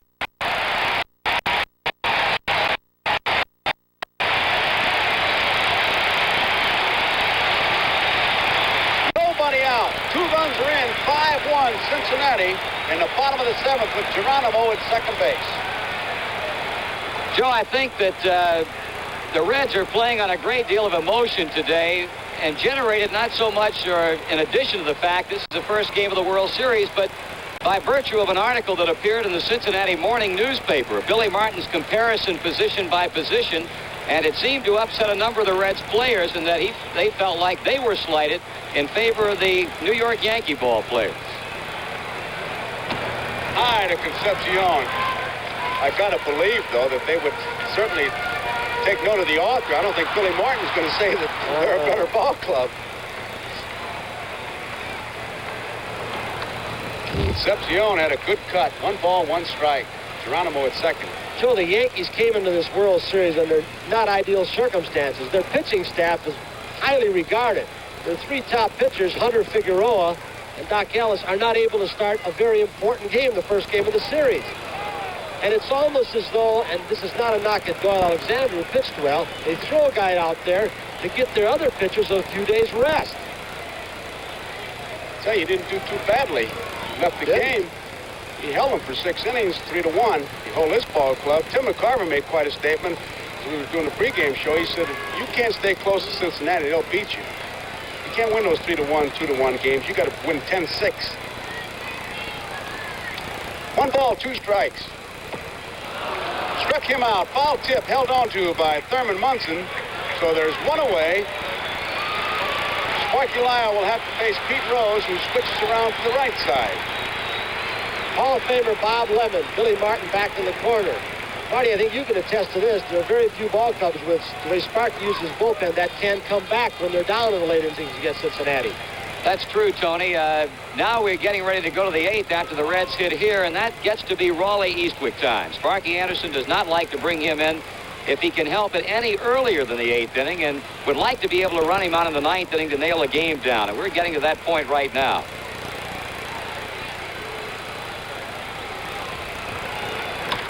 Bouncing ball, Mason. To Chambliss, they get Rose, and Geronimo moves on over to third. 2 outs, 2 runs in, 5-1, Cincinnati leading. Here is Ken Griffey. Good example of the kind of base runners this club is and what their speed does. Ordinarily, ball to the left side, they hold second base. Your ball club, Marty, just keeps on going. Well, I think Joe said it earlier. They force things to happen, Tony. This ball club will try and take advantage of every mistake, whether it be a mental mistake or a physical mistake. They're going to try and burn you with it.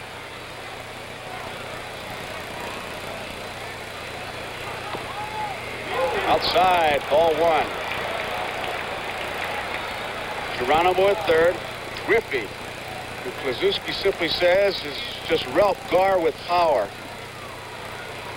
That says a lot. 1 ball, 1 strike. Griffey, great speed.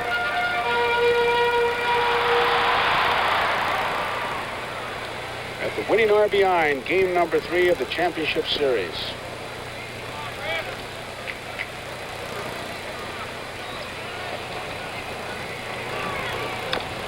That foul. 1 ball and 2 strikes. Griffey has that great downward chop on the ball for the artificial surface as we look at Morgan, and also to take advantage of his speed. Pound it in the dirt and take off. That first step out of the box, he's in full gear.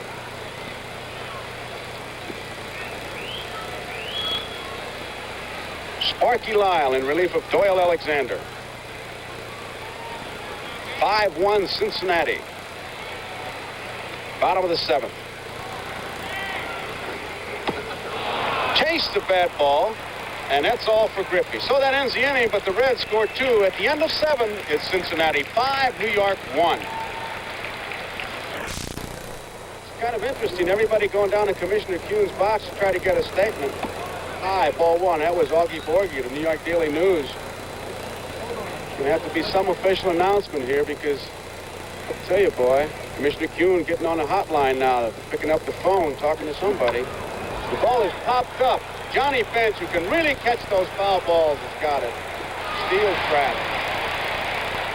Boy, he does that so well, Marty.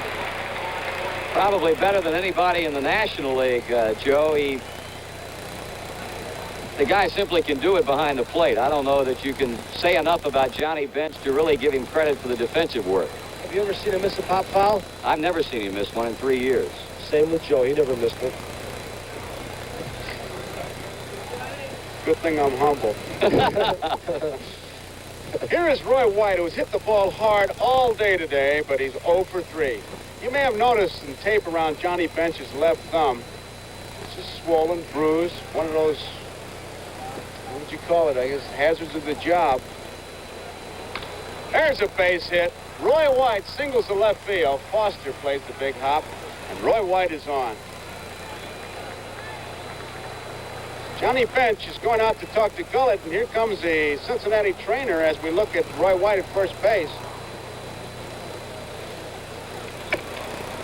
Larry Starr is the trainer, and here comes Sparky Anderson now.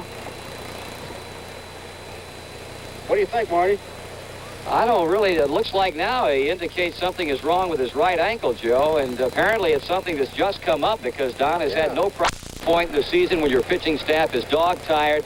Sparky Anderson can turn to Pedro Bourbon. Thurman Munson is in the batter's box, and we've got a pinch hitter coming out of the Yankee dugout, a pinch hitter for Piniella. Munson is 1 for 3. Takes it high and inside, ball 1.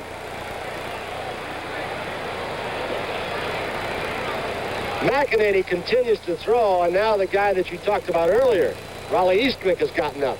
This is usually his time in the ball game. Foul ball out of play. There you see him. Raleigh Eastwick is the right-hander. Will McEnany is the left-hander. Boy, they were really the Gold Dust Twins last year, weren't they? That they were. There you see Roy White leading off.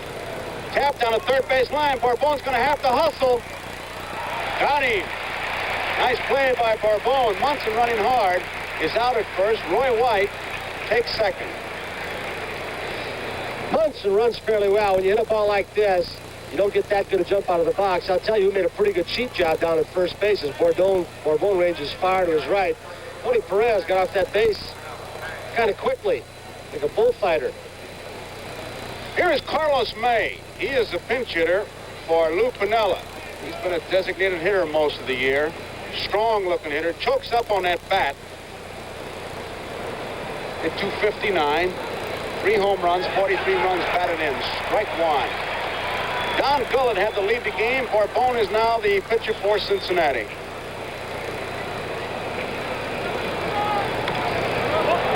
Line drive, right field. One-hand grab by Griffey. And that ends the inning. So we go to the bottom half of the 8th inning to score. Cincinnati 5, New York 1. Perez and Dreesen. A preliminary report from the Cincinnati clubhouse that Don Gullett sprained his right ankle.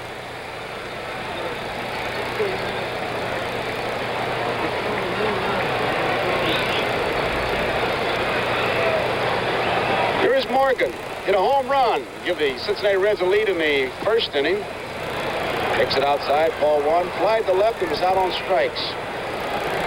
Boy, there's a stream of reporters going down to see the commissioner. Now Will Grimsley, the AP's down there trying to get a report. As Morgan lines to Randolph.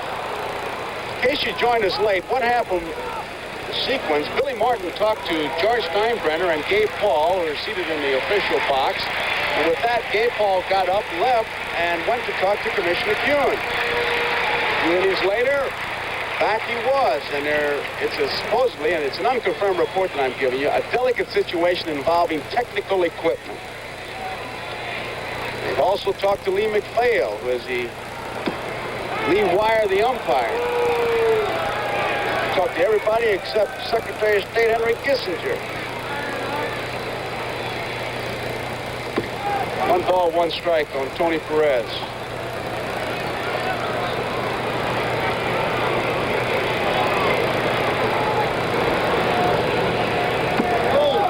Good cut. He was going for downtown. Tony's had a big day today. He singled in the first inning, was out stealing, and he doubled in the 4th inning, and then he drove in a run in the 6th. He's 3 for 3. The guy they're once again talking about trading. One of the most consistent RBIs, the most consistent in the National League over the past 10 years. 1 ball, 2 strikes. 1 man out. Bottom of the 8th inning, Sparky Lyle wants a new baseball. Cincinnati leading 5-1.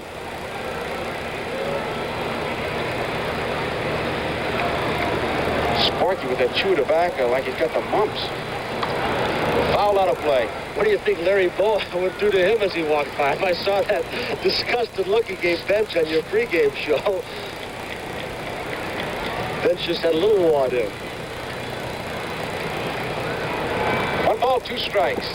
Chase the bad ball. Perez is out on strikes. Munson has to tag him. Tough part of the ball game to hit it. Now you can see the shadow has gone halfway between home plate and the pitcher's mound. And on a sunny day, the hitters have difficulty picking the pitch up.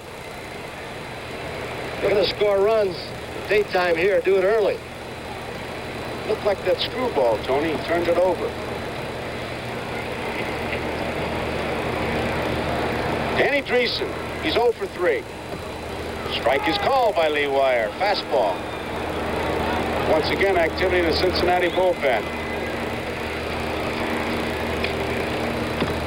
Strike 2. Raleigh Eastwick. Looking ahead to the 9th. Chambliss, Nettles, and Maddox. Chambliss bobbles the ball, and Sparky Lyle turned into a spectator, and there's nobody there at first base. Sparky Lyle didn't cover first. Dreesen runs very well. Chambliss was playing well off the line. He may have taken his eye off the ball. He might still have had time to throw him out had Sparky Lyle go over, although I doubt it because he was playing deep. Good thing he held on to the ball. Sparky just froze. 2 outs, and here is George Foster. Foster walked, single. High fly ball, left field. Roy White waiting, makes the play. So that ends the inning, and at the end of 8, it's Cincinnati 5, New York 1. We look at the commissioner's box, and he's on the telephone. The official announcement is we get it from Bob Wers, and he's here to make sure I say it right as we watch the commissioner still on the phone. Bouncing ball, and Perez takes it, and Chambliss is out. The Yankees were given permission to use people in the upper deck with technical equipment to help them set up the defense. When it was set up, there were some variations as to what was previously agreed to, and the commissioner was not satisfied with the new setup, and so he withdrew his permission for the day. They'll have another meeting, cinch, and come up with something. So there's all the intrigue as we watch Greg Nettles. 1 out. Cincinnati leading 5-1. We're at the top of the 9th. Right at Tony Perez. One-hand grab. And they're 2 away. Ball was hit hard, but right at him. Here's Nettles' line drive. Tony Perez, of course, playing deep for the left-handed batter and had to backhand that hard-hit liner just off the edge of the AstroTurf. Joe, we were talking yesterday about Tony Perez, one of the most underrated first basemen defensively in baseball. That's what his manager says about him, and there you see him as we got a pinch hitter for Maddox. Oscar Gamble has come on to pinch hit with nobody on. 2 men out. Top of the 9th, Cincinnati leading 5-1. Bourbon in relief of Gullett, who sprained his right ankle. Ball 1 outside to Gamble. Oscar Gamble.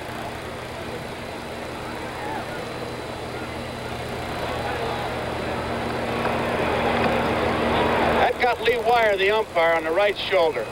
1 ball, 1 strike. Gamble at 232 with 17 home runs. Watch the foul tip get Lee Wire.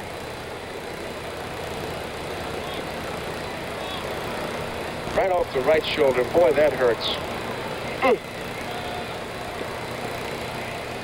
High, ball 2. 2 balls and 1 strike. Lee Wire's a pretty good-sized target there. He's a big man.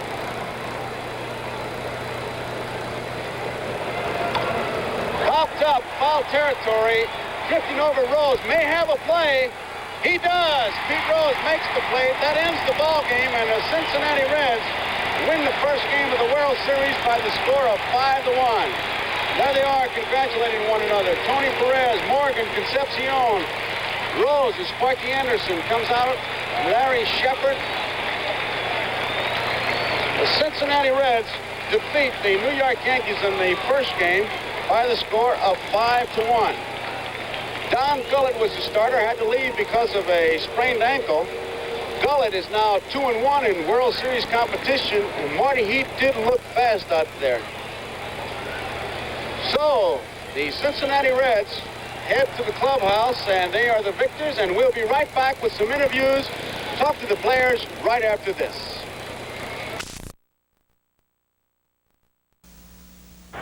Number 8, Joe Garagiola. Okay, let's go. Come on, Joe, hit one out of here.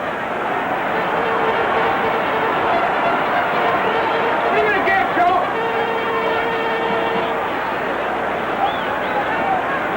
Get out of here. We put him in a gap. We put him in a real gap. Hey, man, let's go. Hey, let's go. Let's go. Let's play baseball. Let's play baseball. Not the attack. Let's play baseball. Yeah. He put him in a gap, Pete. Yeah.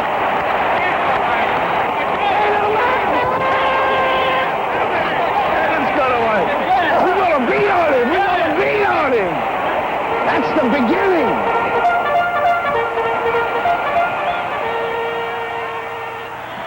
Like Sparky Anderson said, that was the beginning. The beginning of the 1976 World Series.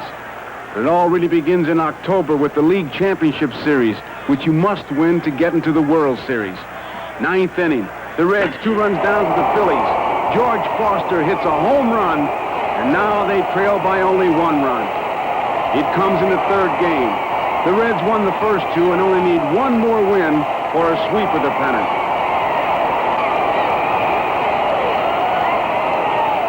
Johnny Bench really wants that sweep. Ron Reed wants to prevent it. But Johnny Bench is going to get it.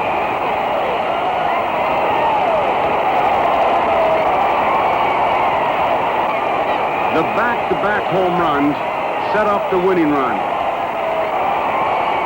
Moments later, Concepcion comes across with the winning run. The Reds are on their way to the World Series, playing red-hot baseball in October.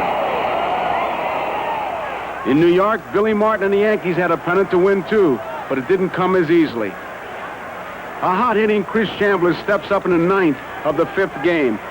With only one thing on his mind, home run. Scores tied 6-6. Mark Littell of the Kansas City Royals against Chambliss. One swing, and there it is. And the Yankees are also on their way to the series. They're number 1 in their league. Now it's time to see who's number 1 in the world of baseball.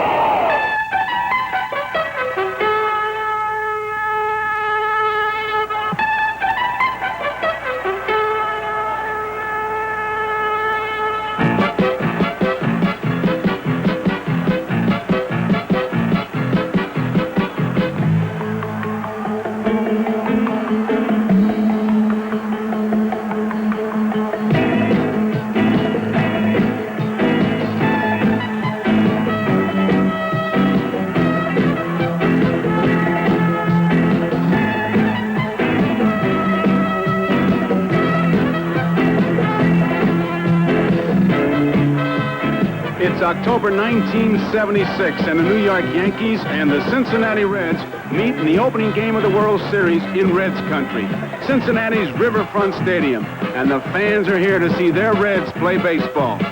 Morgan put them ahead with a home run. The Yankees quickly tied it, but from the beginning, the Reds were putting the heat on the Yankee defense. Here's the first commercial. Perez, not the fastest runner on the club, tries to steal. Although he's out, he got the message across. 3rd inning, Dave Concepcion hits one in the gap. Watch him put the heat on the Yankee outfield as he digs for 3rd. And that's the kind of baseball they play in Reds country. Pete Rose brings him home with the sacrifice fly as the Reds move ahead. And they're still moving in the 6th. Ken Griffey bounces a double play ball to short. But watch Rose keep up the attack as he says hello to Willie Randolph in his first World Series. Griffey's on first, and now it's his turn. The race is on.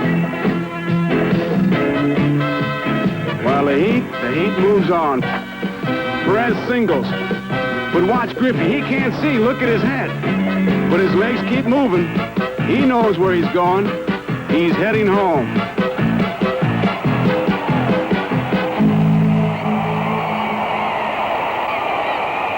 Fix your hat, Ken. You got it. Don Gullett is on the mound. One on, nobody out. Outfielder Mickey Rivers. And you'll be watching what'll be a constant confrontation in this series. Pete Rose at third against Mickey Rivers, the man who has to ignite the Yankee attack. Look how close he's playing.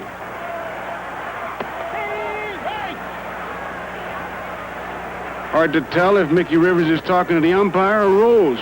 Rose is challenging him. Rivers bunts. Good play by Gullett. Gets the force. That's intimidation. Billy Martin flashes the signs to Rivers. He's off. Bench shoots him out. Hello there. You stop Rivers from moving and you're stopping the Yankee attack. Play really hurt because a moment later Roy White finds himself on second after an error by Geronimo. Munson is the batter. He lines a shot to right. Watch Griffey charge it. And watch Roy White make a U-turn.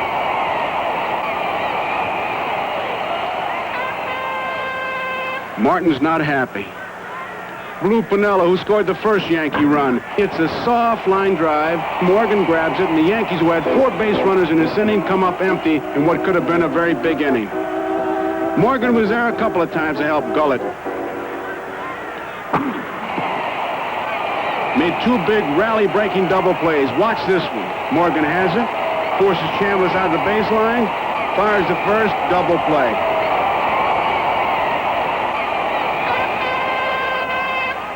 In the 7th, Gullett, with 2 men on, strikes out pinch hitter Otto Velez. All adds up to a beautiful afternoon of baseball for the fans of Riverfront. That is, except for one chilling moment. 8th inning. Gullett is struck down by something that has haunted this talented left-hander throughout his career. Injury. What was it, Doc? His ankle. The loss of his ace is an uneasy moment for Sparky Anderson. Get him in and ice it. But as Gullett leaves to a hometown ovation, the Reds move on to take an easy 5-1 win. And after 3 straight league championship victories and this game today, the Reds are still hot in October. As the sun sets before Game 2, the first World Series game ever to be played on a Sunday night, the lights go on in Riverfront. And the big crowd sits back as it watches the introduction of the ball players. Don Gullett will not be in uniform for tonight's game or any of the other games in this series. He'll be missed, but the Reds figure they've got some other pitchers who can do the job. One of them is Fred Norman, who is the starter for the Reds tonight. While the Yankees call on a man with the ice water in his veins, Catfish Hunter, whose record is 4-0 in World Series play. Bottom of the 2nd, and the people of Reds country want to see their team get moving. Dan Dreesen, who has found a new position in this power-packed lineup as a designated hitter, lines one up the alley in left center field. Watch third base coach George Scherger tell him that, hey, 2's enough, stay there. All right, George, I will, says Dreesen.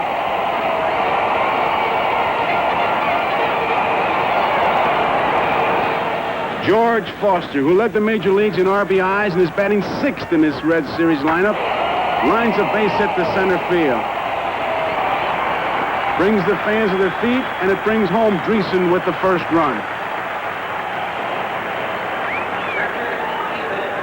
Now Johnny Bench steps in. It's been a tough summer, but a hot autumn. But the Reds continue the track meet. Foster takes off. Munson's throw cuts him down, and that's a big out because the Catfish is having his problems getting loose. Bench drills one to the wall for another double. And there's nothing the Reds and those Reds fans love more than to see Johnny Bench return to his hitting form. Catfish is still having his troubles. He walks Geronimo, and now it's Concepcion. He keeps it alive with a nice, polite single, and it scores Bench. Geronimo goes to third. And they're hot in Reds country. Still only 1 out, and Catfish and the Yankees have to face some big problems. A couple of the Reds at the corners. Pete Rose at the plate. Catfish at least tries to keep him close. No way Concepcion's going to stay there. He takes off. Munson goes to third, and only a circus catch by Nettles prevents possibly 2 more runs from scoring.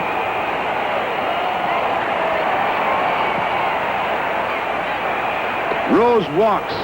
That loads the bases. The Catfish is in trouble. Ken Griffey is the batter. Concepcion at second. Geronimo's at third. Rose is at first. Griffey, short fly ball to center field, but watch Geronimo challenge Rivers. Geronimo wins the race. That's 3 in, 2 on, 2 out. Joe Morgan lifts a foul ball towards the stands. Munson takes off after it. Billy Martin wants to know if Munson got the ball or the wall got Munson. Munson gave him the answer. Yankees are down by 3 runs, but they still may make it a ball game. The game moves on at Riverfront. Yankees stop the Red attack. They score 1 in the 4th. They're set to move here in the 7th. Third base coach Dick Hauser flashes some signals to Stanley at the plate. Willie Randolph is on at first. Fred Norman, who has done a job on the mound, stretches. Yankees put the play on. There goes Randolph. Stanley smacks one into the corner in left field, and the move pays off as Randolph comes all the way around to score and make it 3-2. It's the kind of aggressive baseball that got the Yankees into the World Series, and Billy Martin is happy. Stanley is at second with a double, and now with 1 out, Roy White is up.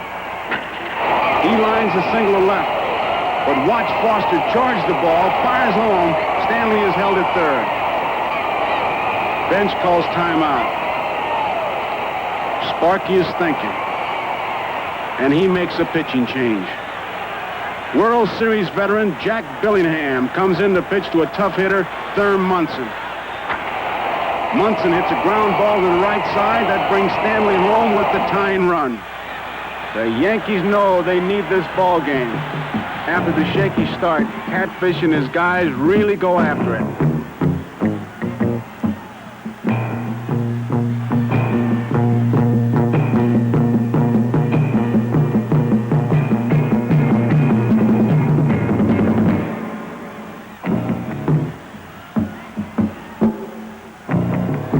Catfish is only getting stronger as he comes down to the bottom of the 9th, and the score is still tied. He gets 2 quick outs, and then strike 1 on Ken Griffey. Strike 2, and it looks like extra innings.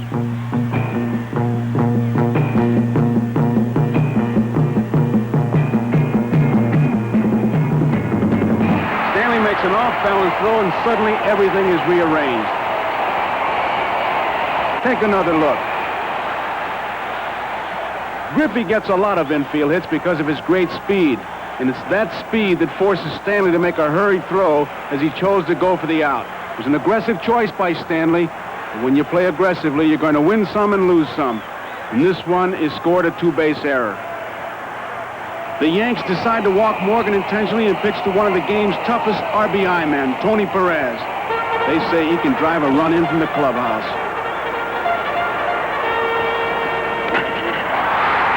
And there it is. Here comes the winning run. 3 straight playoff games, 2 straight series games. Munson tells it all for the Yankees. While the Cincinnati Reds tell the world, we're still Reds hot. The Reds head for the clubhouse a happy bunch. The Yankees have only one thing to be happy about, that they're leaving the Reds country behind. They'll be going home, back home to the Bronx.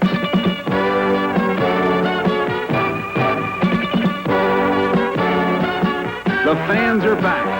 And after a 12-year drought, the World Series is back home in the house that Ruth built and the city of New York rebuilt. Yankee Stadium, now hosting its 30th World Series in 55 years.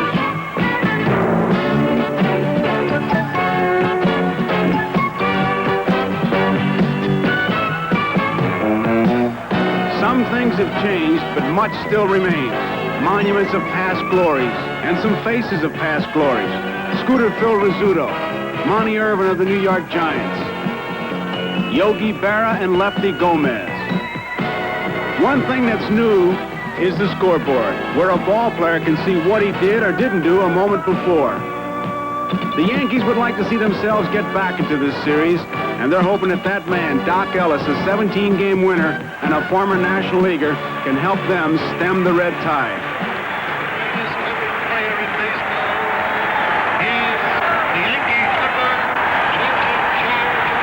And a living monument, the Yankee Clipper, Joe DiMaggio, is the man to throw out the first ball. Now Mickey Rivers and the packed house at Yankee Stadium are anxious to get something going in the first. Rookie Pat Zachary is the starter. He warns Pete Rose to look for the bunt. Rose is in tight. Rivers checks him. Out! Still checking him. Rivers bunts. Zachary makes the play in time, but Rivers jars the ball loose, and this is what the Yankees have been looking for. Something to light the fuse.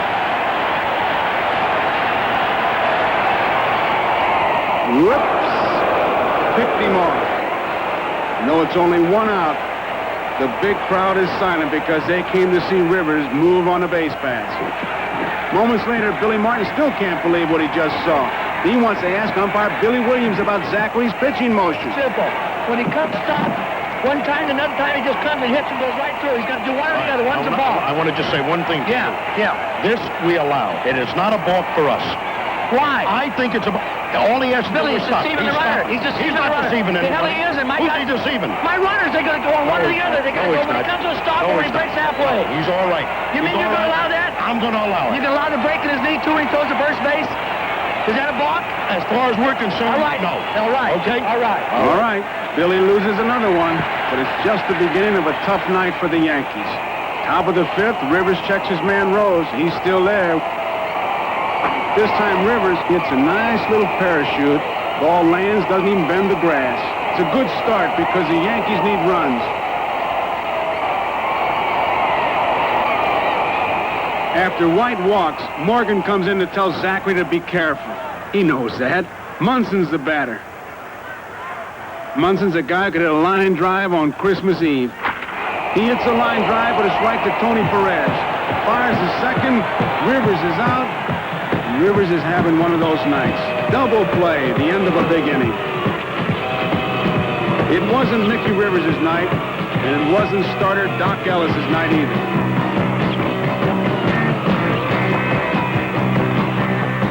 Dan Dreesen hits a high chopper, deflected by Ellis.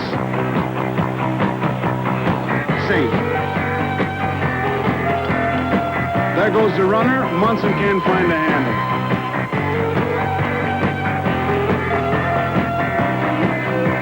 Foster plugs the gap. And look at Scherger, the busiest man in town. He's even busy when nobody's running.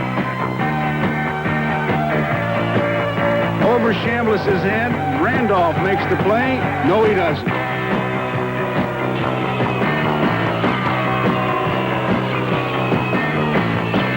Stanley goes down to one knee, gets one over to first. Safe. Pitch out. They'll get him this time. No, they don't. Concepcion knocks in the third run.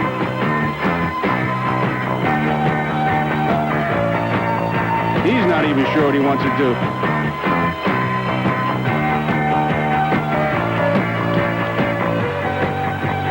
The Yankees finally calm things down with a double play. Randolph staples Concepcion's finger to the ground. Injury is painful, but it's not serious. After the game, Davey said it was a tough way to get a manicure. While Concepcion knows how tough his job can get, here's a guy who says his job is too easy. Cincinnati's designated hitter, Dan Dreesen. He says all you do is sit around and drink coffee while you wait to swing the bat. So he had his coffee, and now he swings the bat.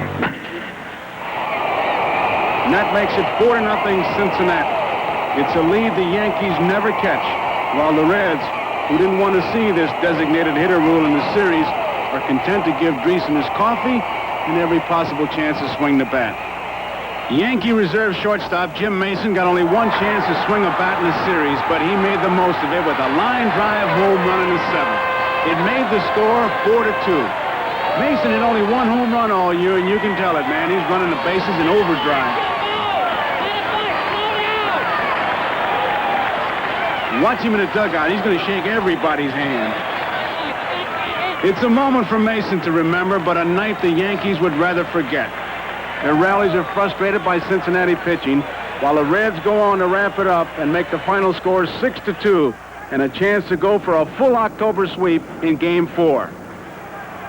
The big crowd representing the 2 million the Yankees drew here is back as Game 4 is set to unfold. The U.S. Navy, celebrating its 201st anniversary, is on hand, and so is the former voice of the Yankees, Mal Allen.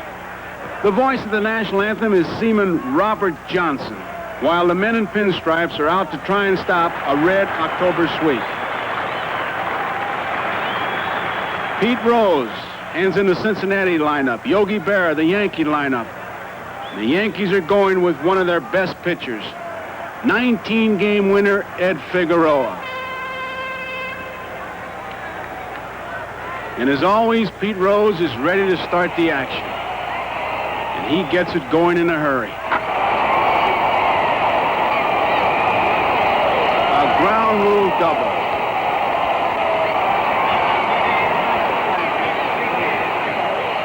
Ken Griffey, who missed winning the National League batting title on the last day, is the batter.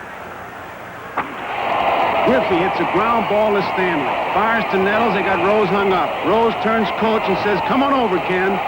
That's a mistake. Double play. And that takes care of a big inning. The Yankees playing alert, aggressive baseball. Not being afraid to make a mistake was the definition of aggressive baseball once given by manager Billy Martin. Yankees minimize the Reds' attack. Foster tries to steal. Cut down. Concepcion tries it. Out. And they make the big defensive play. With the runner at third, Griffey bounces to Randolph, gets his man. And that Yankee bench, look at it, says it all.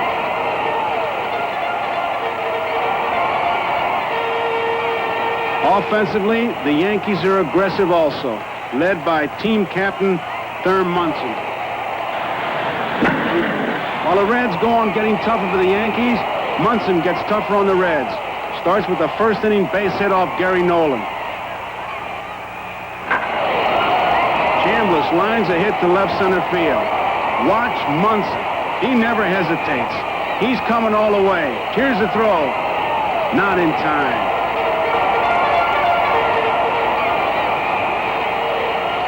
Wherever the Reds looked in this game, Munson seemed to be there. On the field or at the plate. In the 7th, he finally chases Nolan out with his 4th hit in the game and 6th straight series hit, tying a record set over 50 years ago by Goose Goslin. This was a very tight ball game in the 7th, but all Sparky Anderson wanted to talk about was Thurman Munson. Nice ball game. Go on in. Hell of a game. That's on a guy who can flat hit now. He is really a good hitter. Woo, he's a good hitter. Look at hit, can he? Oh, he can hit. He just stays right with the ball. He doesn't do anything. He just stays right there and keeps everything in and goes with the ball. It just shortens up when he gets 2 strikes. It's like that Matlock. Rico Carter. Go Matlock. He can flat hit.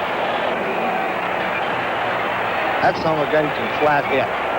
He just stays right there and keeps everything in and goes with the ball. What Sparky Anderson wanted to say was that Munson can flat hit. While the Reds talked about the Yankee catcher, the Yankees will be talking about Johnny Bench all winter long. As always, he was all over the field on defense, trying to catch everything in sight.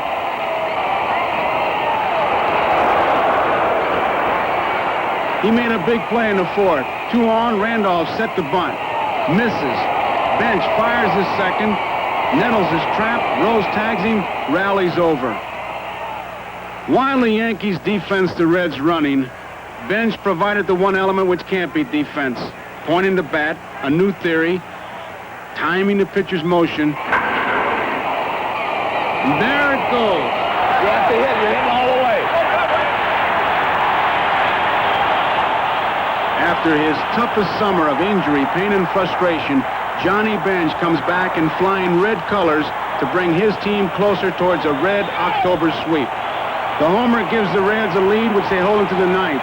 It's a close 3-2 ball game. Dick Tidrow is on the mound. Let's play baseball. Once again, it's Johnny Bench. Get a boy. Get out of here. Get out of here. Boys, I got news for you. We're going to be world champions again, Sugar Bear. I got news for you. We are now going to be world champions again. Huh? No, I mean, you know, if our big men don't swing, what do? We die. We die. We're not going to die. We don't play that way. Hey, Dougie, oh, baby, now. Hey, John, Gary, that's the boy. Hey, you big champs, you. That a boy. We're world champs, men. Cincinnati scores one more to make the final score 7-2. And Sparky said it. They're world champions again. 7 straight victories over the Phillies and the Yankees in October. Sparky Anderson said that the Reds did their job on the field, and now it's up to others to consider whether this is one of the greatest teams of all time. They all earned their victory, but no one earned it more than the catcher Johnny Bench. Play with these guys, and they've done the job all year. And then you're able to do something just, you know, make up for everything you haven't done all year. It's just, you know, a great inspiration for me and a great good. The summer wasn't easy for him, but October was great. His .533 batting average, his power and overall field leadership earned him the series' most valuable player award. And that's all as it should be, because he's one of the best ever to play this game. The Reds sweep in October offers history a challenge, but history can also return the challenge. Consider the Yankees of Babe Ruth, who once swept 2 straight series and 12 straight series games in October. Or the Yankees of Joe DiMaggio, who won 4 straight World Series titles. And then consider the men in blue and white pinstripes like Yogi Berra and Billy Martin, who once won 5 straight World Championships. And if that's hard to believe, then as their manager Casey Stengel would say, you could look it up. And just recently, Reggie Jackson and the green-clad A's of Oakland celebrated 3 consecutive October championships. And now the Reds have come in October to win 7 straight games, 2 straight world titles. Time will wait to see how much farther they can go. But this year, they left no doubt that it was truly a red October.